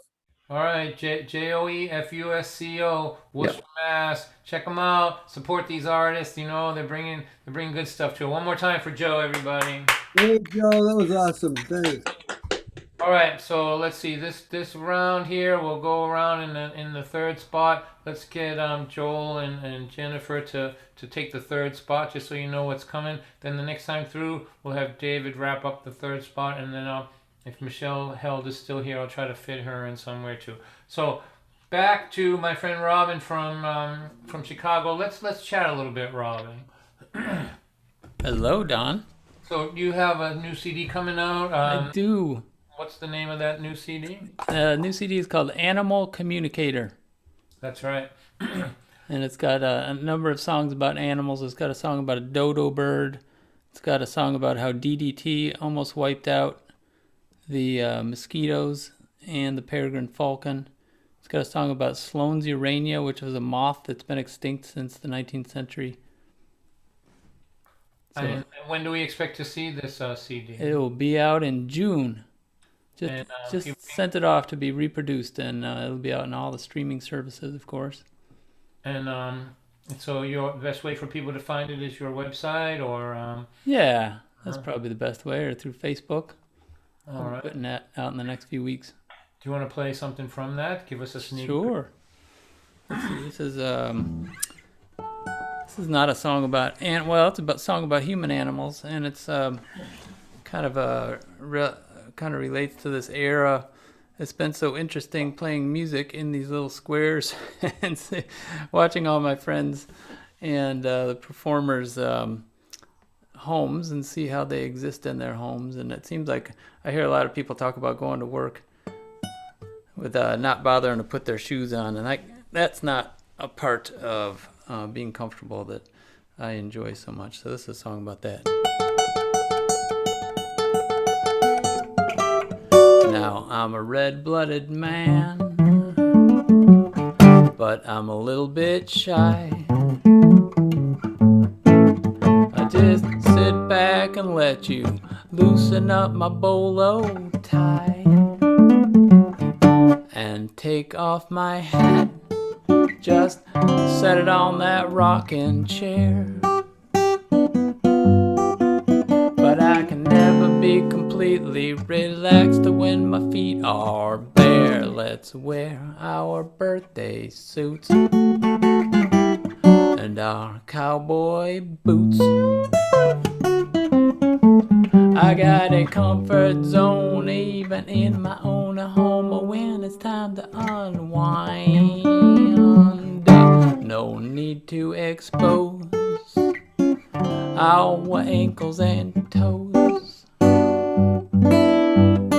When it's time to hang loose in our birthday suits, well, boots suit me just fine. I love how you accessorize and what you do with your hair.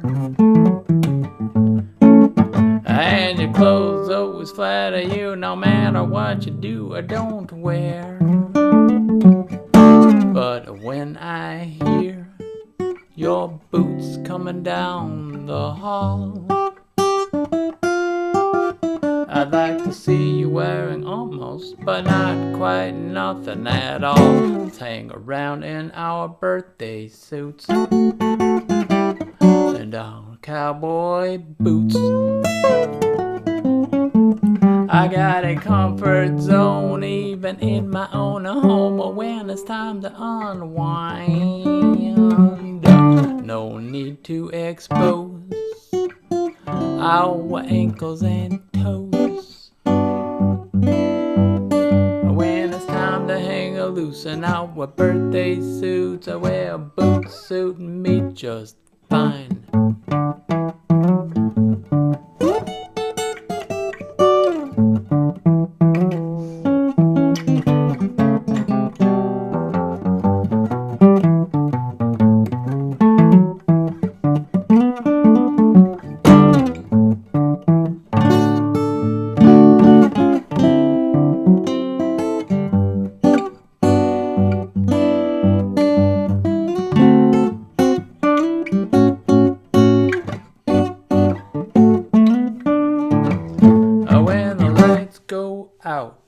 Let's leave two things on.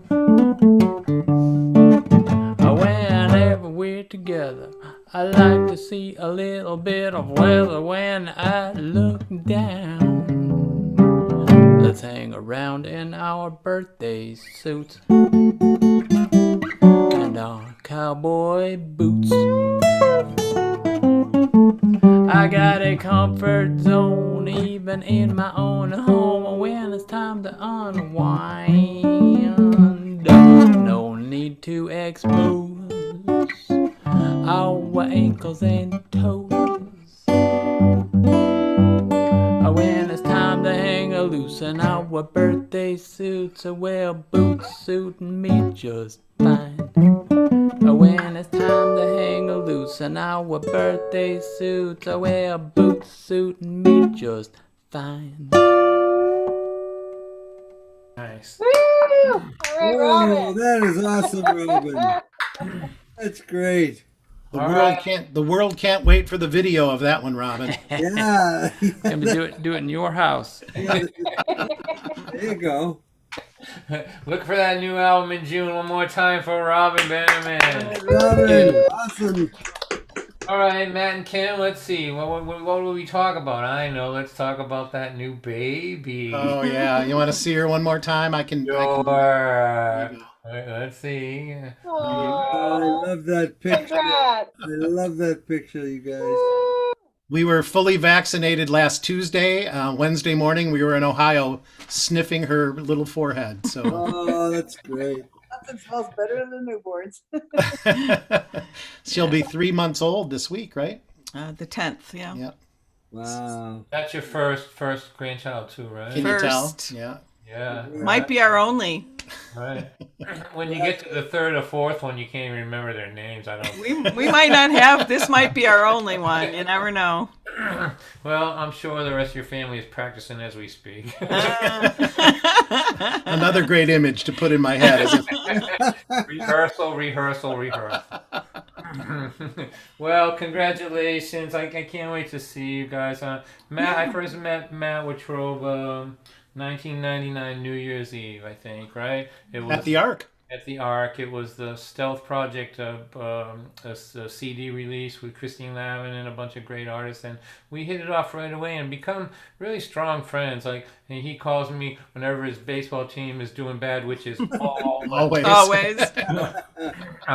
And so we're just good pals. Although I just want to say to you, we just played the Tigers three games. They came in with a team batting average of like 150 or something like that. But they scored 25 runs or something. So I think that you should be sending a thank you card to the Red Sox bullpen for teaching your team that they're much better than people give them credit for.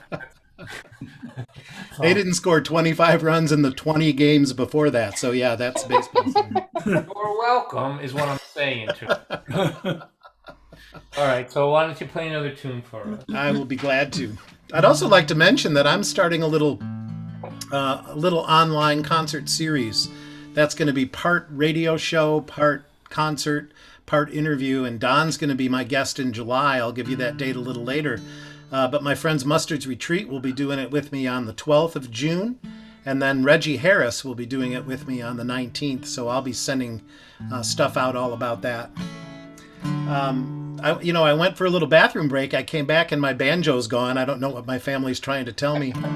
So I switched to guitar. But don't worry, I want to do an original song. And I remember I have written an original song about death. So this is my original death song.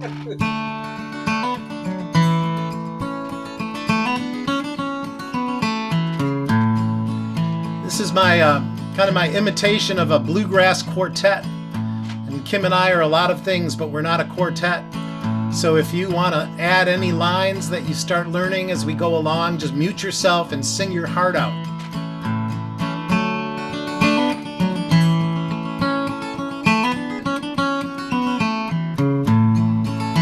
I'll build from the lessons I learned in my youth.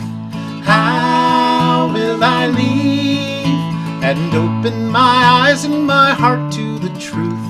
That's how I'll leave this earth. How will I leave? How will I leave this earth? When it comes my time to go, how will they measure my worth? I will live on. And those that I touched while I lived in this journey of life from my death to my birth, that's how I'll leave this earth.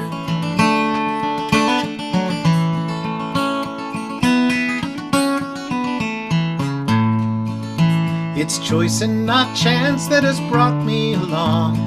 How will I leave? And showed me the difference between right and wrong. That's how I'll leave this earth. How will I leave? How will I leave this earth? When it comes my time to go, how will they measure my worth? I will live on. And those that I touched while I lived in this journey of life from my death to my birth, that's how I'll leave this earth.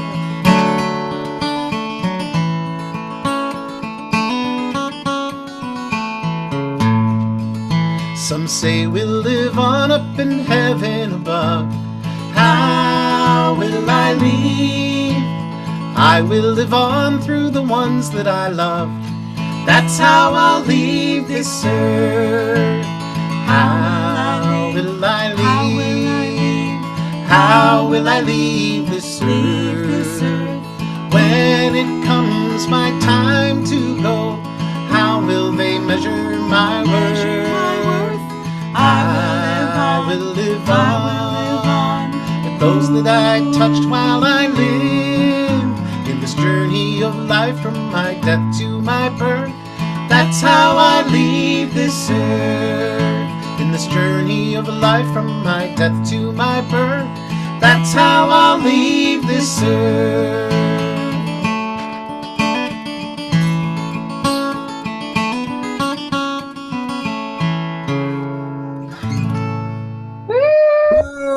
Wow. Right, Woo, thank you. beautiful. Oh, it's so hard for me to sing that knowing Katie Geddes is also out there in the audience. I heard that third part harmony as clear as Katie can sing. So, Oh, hi, well, Katie. you know what? I tell you what.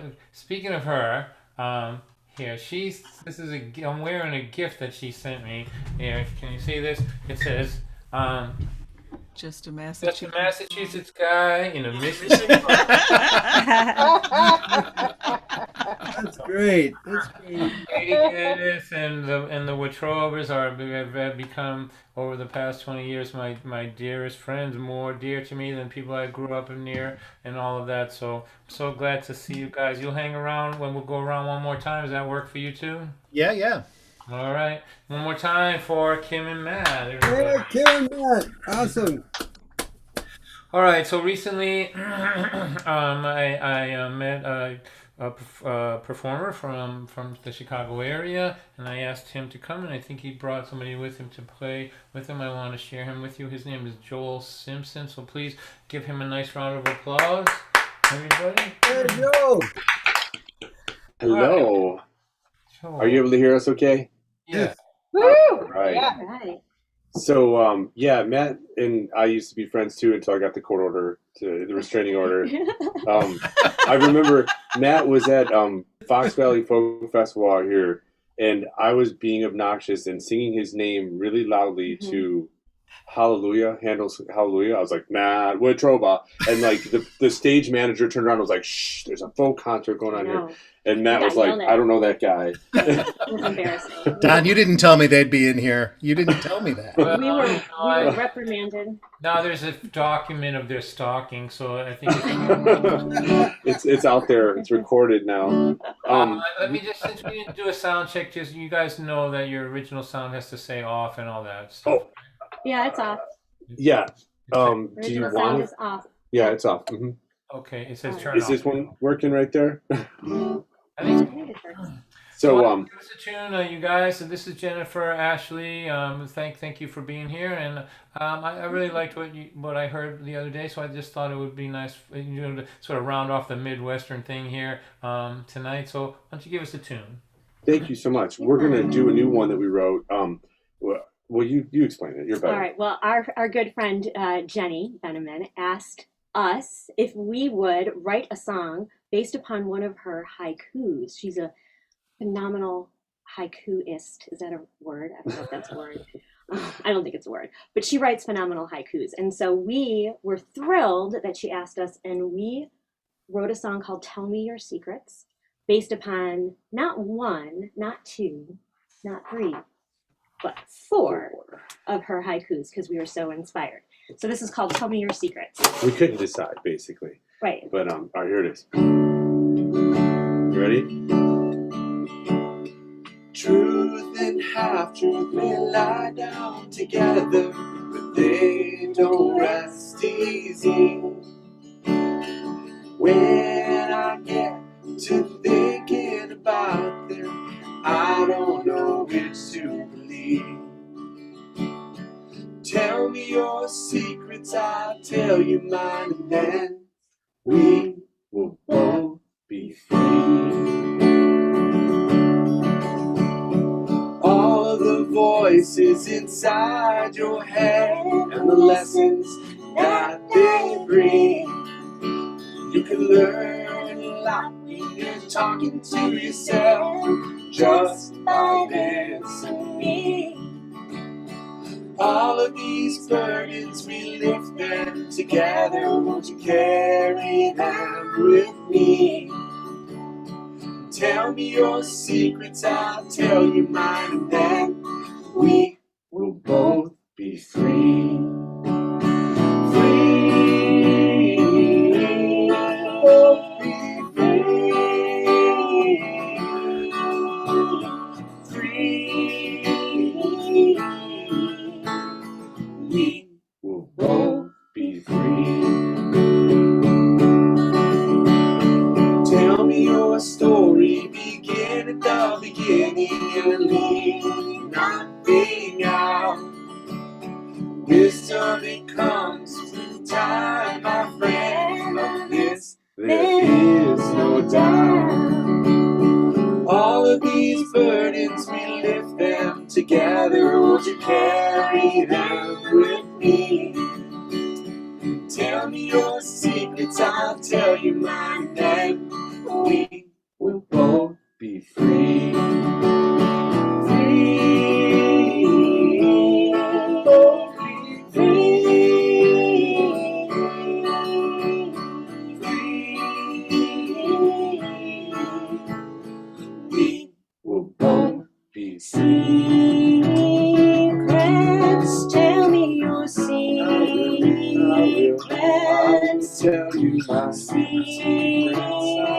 I will tell you my secrets. I will secrets. I will tell you my secrets. I will tell you my secrets. I will tell you my secrets. Tell me your secrets, I'll tell you mine, and then we will both be free. Beautiful. Hey, that was Beautiful. great, you guys. If you excuse me, I gotta go get my DoorDash. Nicely done, representing Illinois here, as well as Mr. Robin. One more time for Joel and Ashley. Hey, Ashley, nicely done. All right. There you go, guys. So here we go. And singing. What a great combo. Okay, you guys, this is so this is what's going to happen here now. So we're going to try to get this thing done a little bit after 10 o'clock East Coast time. So we're going to go around one more round. Let's see. Before we start this round, I'm going to try to get my friend Michelle Held to come in, because if we were in Ann Arbor, we'd be hanging around together, probably at one of those really dreadful restaurants that stay open. Oh no, we actually go to a good one over there, right? That's right. We stopped going to the Big Boy, I think it was. We go to the good one now. But anyway, we'd be hanging around after and playing music and then talking and everything. So I wanted to get her in here. She's a fantastic songwriter. So Michelle, will you play a song for us, please? Where Sure. Thanks. Thank you, Michelle.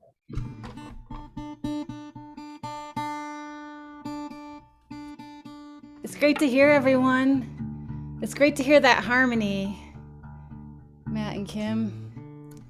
I haven't heard enough harmony during the pandemic times.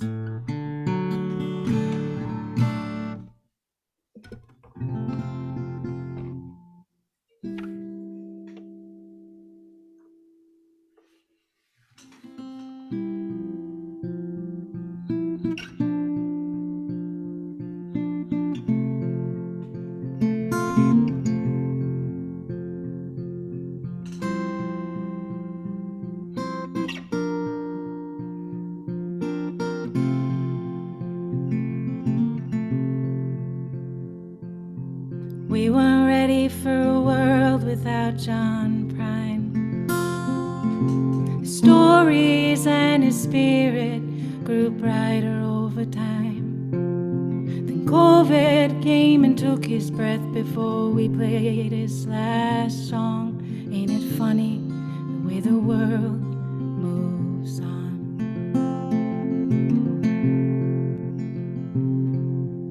We learned that the cracks are how the light gets in. From a poet with a lover born, the day his life would end.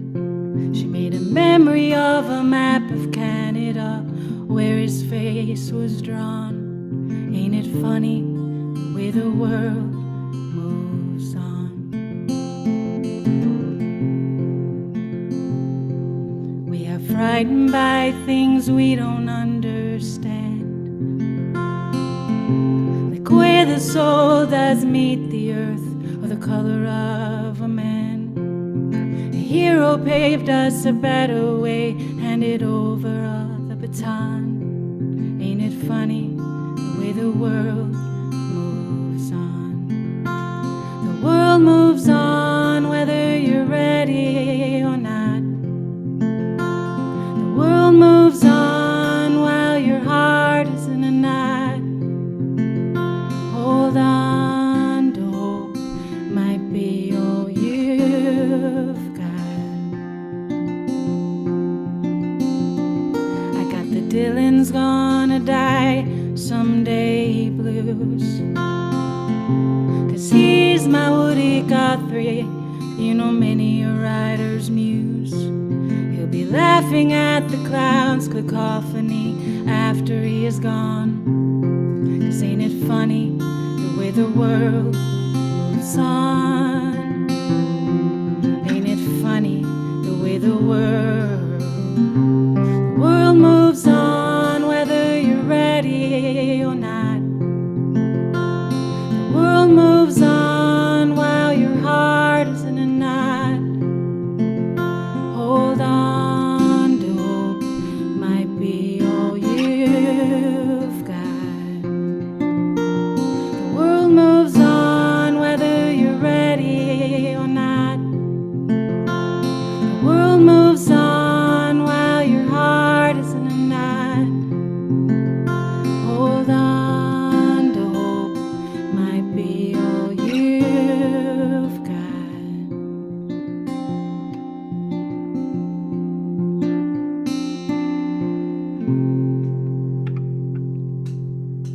Oh, that was Oh, beautiful, that was Michelle. Nice job. All right. so Michelle. Thank you That very was much. beautiful. Thank you. Thank you, Michelle. So Thank you, Don. you're welcome. You know, I just love that tune and love everything that you do. You're just wonderful. So, one more time for Michelle Held, everybody. Oh, Michelle, so good to see you again. All right, so boys and girls, this is the lightning round here, which doesn't mean anything except that I'm not going to yap in between your songs, right? So, Robin, on your mark, get set, go songwriter, go. All right, here we go. Let's send this out to Matt and Kim's grandchild. I'm glad that their family is out there procreating, because a lot in the news today. There's a lot of disappointment because we didn't get the new baby boom that we thought we might get in this COVID era. In fact, it's been the opposite. So I'm sorry to hear that. This is definitely a sing along. So sing along in your head with me, please.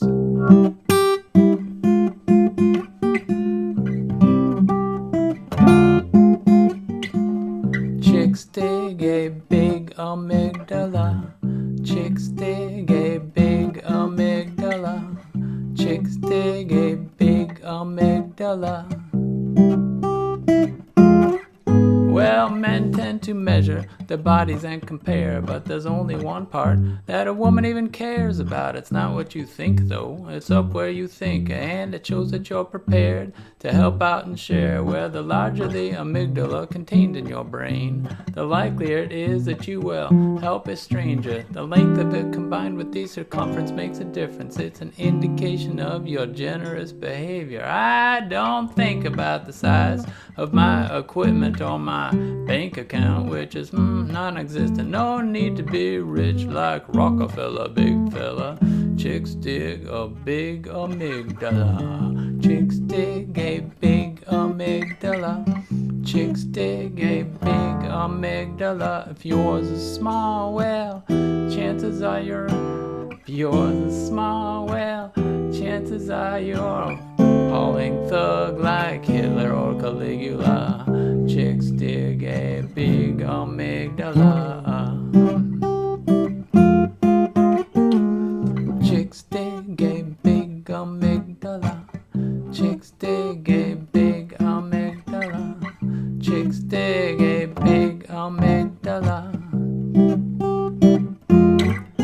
Well, a girl who understands both science and romance knows that she can know about a man in advance, could be magnanimous or a psychopath, and if he understands he can do it in advance. I'd always understood that the measure of my body parts does not contribute to the pleasure of my partner, but now the amygdala's a figure in the formula. It's better if it's fat or so surprise.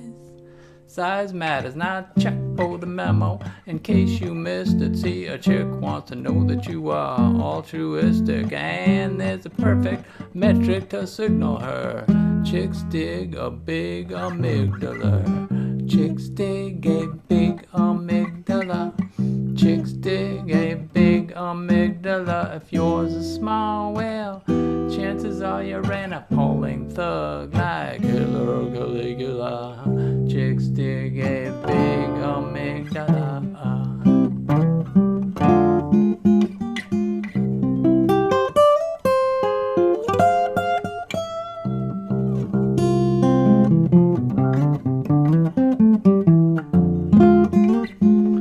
Chicks dig a big amygdala. Chicks dig a big amygdala. Chicks dig a big amygdala.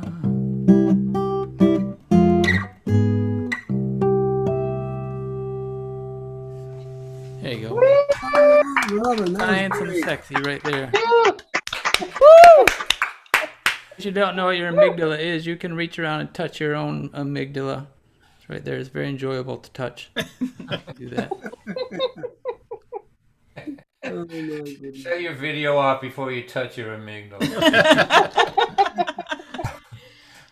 Robin, I'm looking forward to the new recording. Oh, thanks for having me. Hey, and I was so glad that Joel and Jennifer came on, because they're going to be part of something that Jenny, my wife Jenny Beneman, and I are doing at Hey Nani in Arlington Heights next on the 25th of May. People at the Ark will be very familiar with Annie and Rod Capps.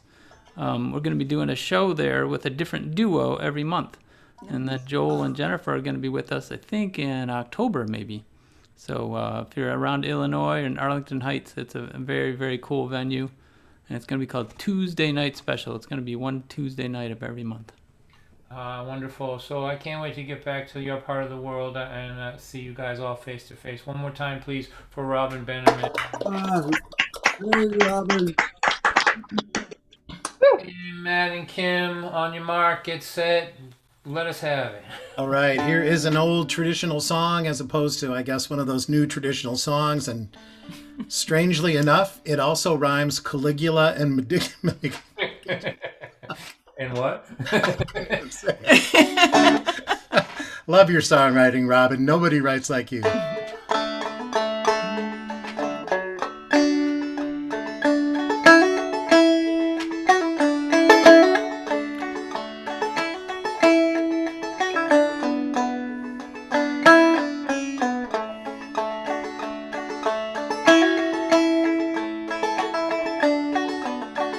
In this fair land, I'll stay no more.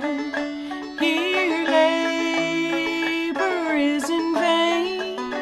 I'll leave the mountains of my birth and seek the fertile plains.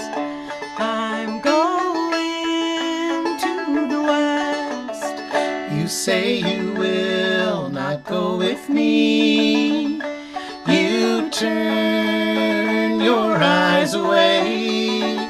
You say you will not follow me, no matter what I say. I am going to the west.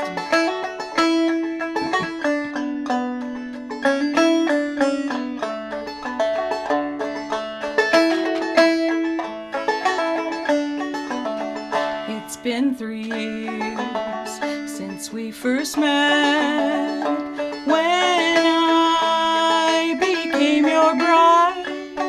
Now I must journey far away without you by my side.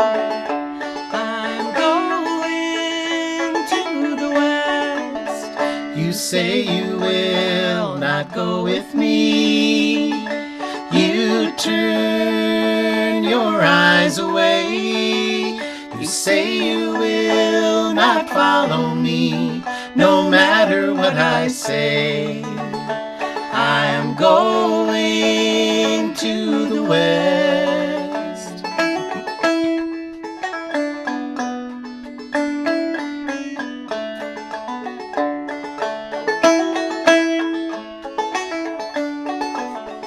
I'll leave you here in this land you love, mid-scene so bright and fair, where fragrant flowers are blooming and music fills the air. I'm going to the west. You say you will not go with me. You turn your eyes away. You say you will not follow me, no matter what I say. I am going to the west. I am going to the west. Woo! All right. Kevin, Matt, that was wonderful. Thanks, guys. That was great. Thanks so much. Don, you're muted. Matt, when are you gonna start your new series? So it's gonna be like a radio show, but live, right? Sort of. It's going to be like a live radio show with interview and music, concert, and the first one is on June 12th with Mustard's Retreat. And when people want to find that, are they going to folks like us? Are they going to your website? How are It'll all. I'm putting it together right now, but it'll all be on my website probably by mid next week, which is mattwitroba.net. .net. I'm really looking forward to it. I think it's a good idea. Those of you that don't know, Matt Witroba has interviewed every folk singer that ever lived, and some that really never did live. This guy has interviewed Pete Seeger, 3 times? One time I put him and Scott Alaric together, and it was like a folk Big Bang. Like a Big Bang Theory for folk interviews. That was a memorable lunch sitting there. I don't think you got. Can you imagine this, Don White fans? He didn't get a word in edgewise. I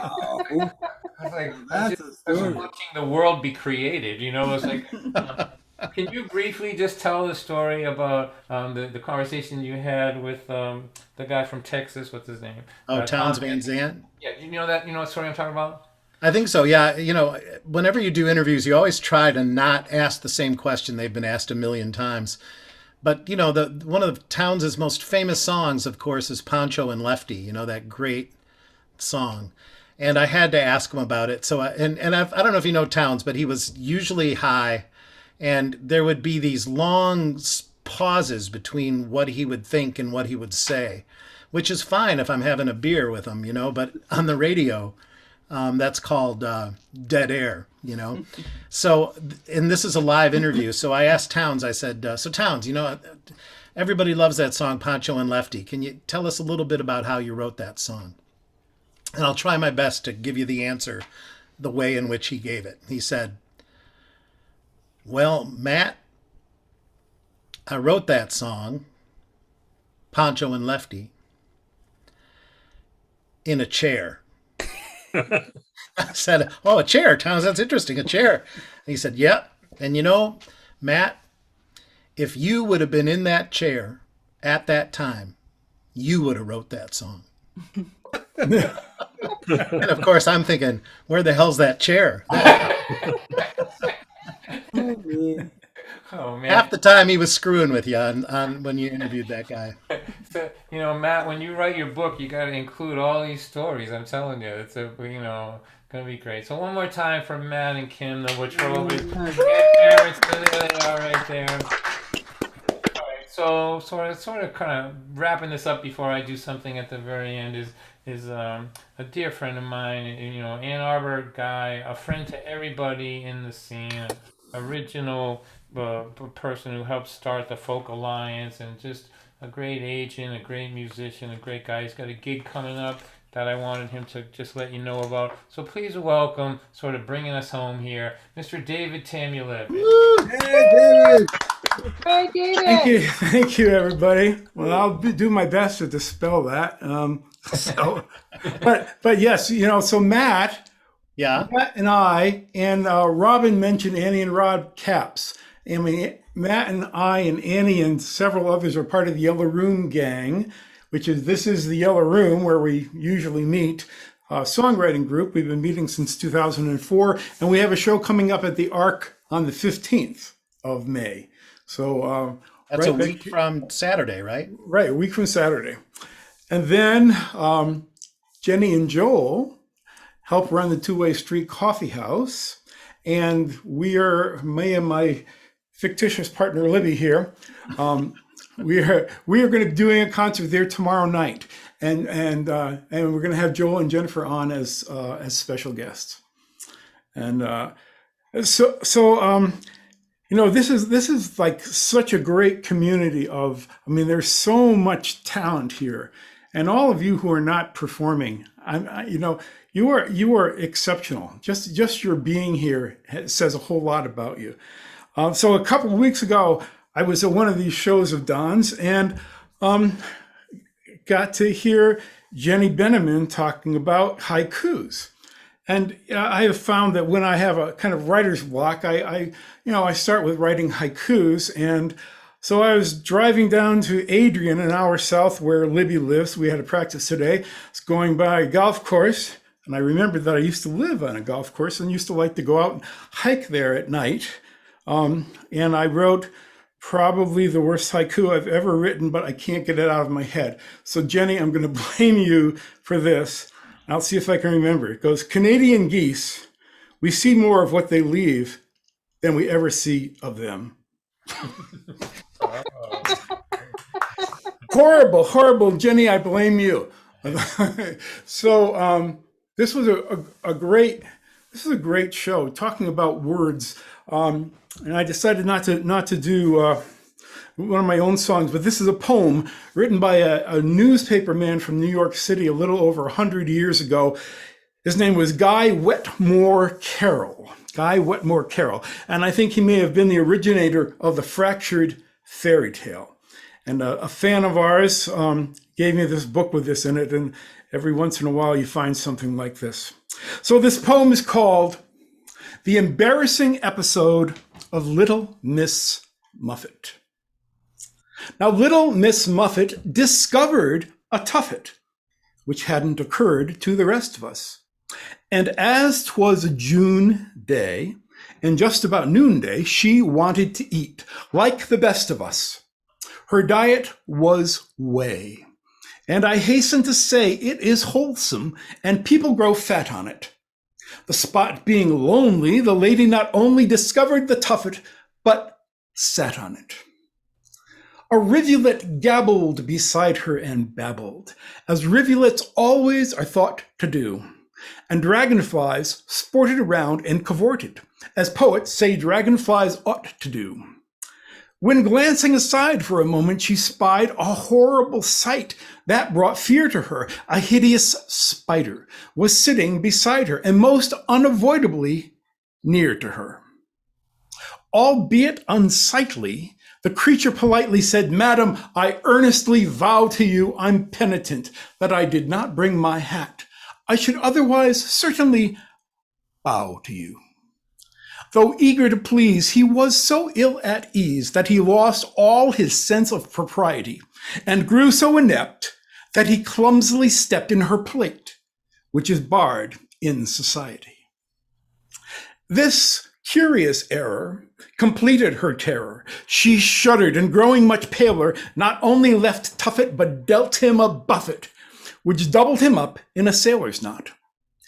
Now it should be explained that at this he was pained. He cried, "I have vexed you, no doubt. Your fists like a truncheon."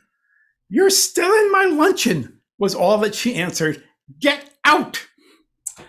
The moral is this: be it madam or miss, to whom you have something to say, it is only absurd if you get in the curd, but it's rude if you get in the way. Bravo. David. Thank you. Good to see you, my friend. Good to see you, David. Thank you for that. Nicely done. Nicely done indeed. So David at the Ark with the Yellow Room Gang, and what is it? A week from Saturday? Is that it? Week from Saturday. Yep. And tomorrow night with the Two-way street. Two-way street in Chicago. So thank you everybody for being here tonight, and thanks to the Ark especially. It's such an important place for me and for everybody, and I'm glad to have been a person who played on the stage, and look forward to getting back up to see you. Let me play one song to say goodbye, and but before we do that, let's just sort of applaud for everybody that was here. David Tamulevich, hey! Joel and Ashley, oh, Michelle Held, Robin Benjamin. Hey, Robin. Don? No. That guy, Don White. Where is he? All right, here we go. Yay for Don White. You know what? I'm gonna do my first live show in July 2nd, live with human beings. I think. Well, it's New Hampshire, Massachusetts. Quasi human beings, I guess. But it's gonna be at the place called the Tupelo Music Hall, July 2nd. It's a Friday, and it's a drive-in show. So you pull your car in, 75 cars. They have a space next between each car to get out. They'll put a table there. You can bring your chairs. They have a little go-kart that'll bring you a drink around. So if you know anyone that lives near Derry, New Hampshire, please let them know about that. I have a lot of pent-up entertainment in me, and I suspect that it will be in evidence there. I can't wait to be in front of a real audience. I mean, I enjoy this and I appreciate it. I like all the holograms. All you little holograms are good friends of mine, but I can't wait to see you all in person, and especially in the Midwest and Chicago and Michigan especially. So I'm going to play this song for everybody. These are difficult times, a lot of loss and all that stuff, so here's a song that's been around a while. It's called Sense of Humor. Thanks everybody.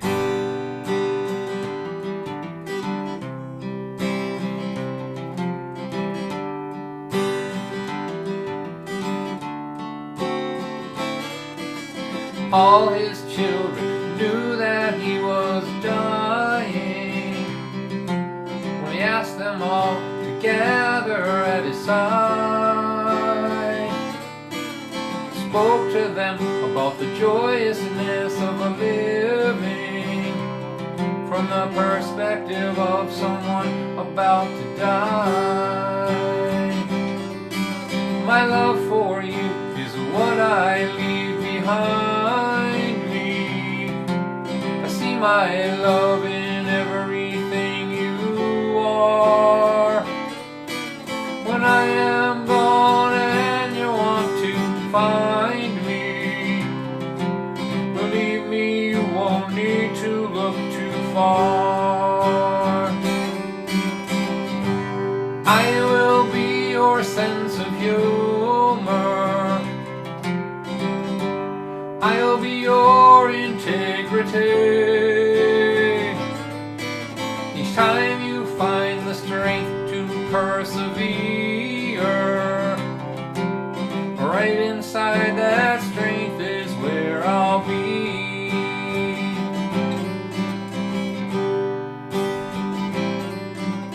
When you touch a person's heart with kindness, that heart opens up here where you will stay. As your heart grows, I know that you will find this is the way that you can live beyond your day. So take some time and contemplate the night sky, so vast beyond all you can comprehend. The magnitude of what is out around you can make your life seem small and insignificant. Then picture your our heart is grown to its potential, as being wider than all you can ever dream, and deeper than the unfathomable heaven. That's the way that my heart feels today to me. And I will be your sense of humor. I'll be your integrity. Each time you find the strength to persevere, right inside that strength is where I'll be.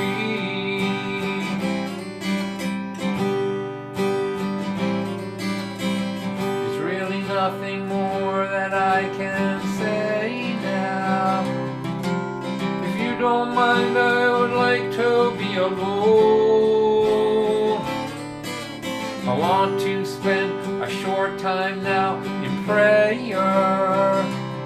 to thank God for all the love that I have known, and for all these hearts where my love has found a home. And I will be your sense of humor. I'll be your integrity. Each time you find the strength to persevere, right inside that strength is where I'll be. That's where you can always go to be with me.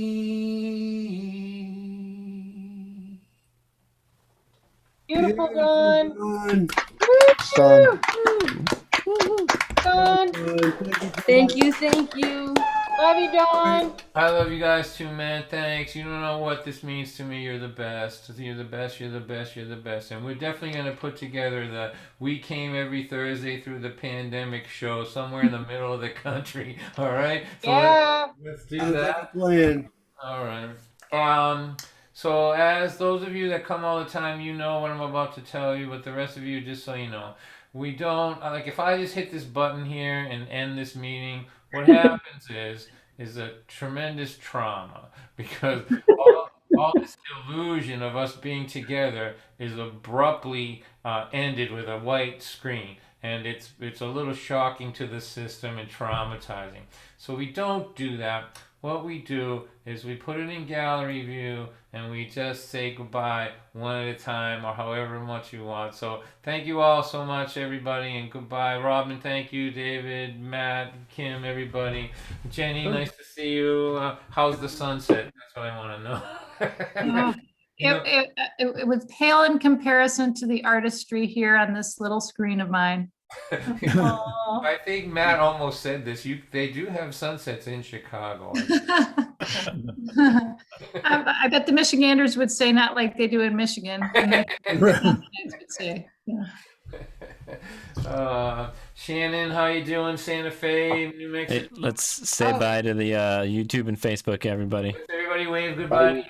Bye, everybody. Hey, Facebook. Bye, Facebook over there. Good night, everybody.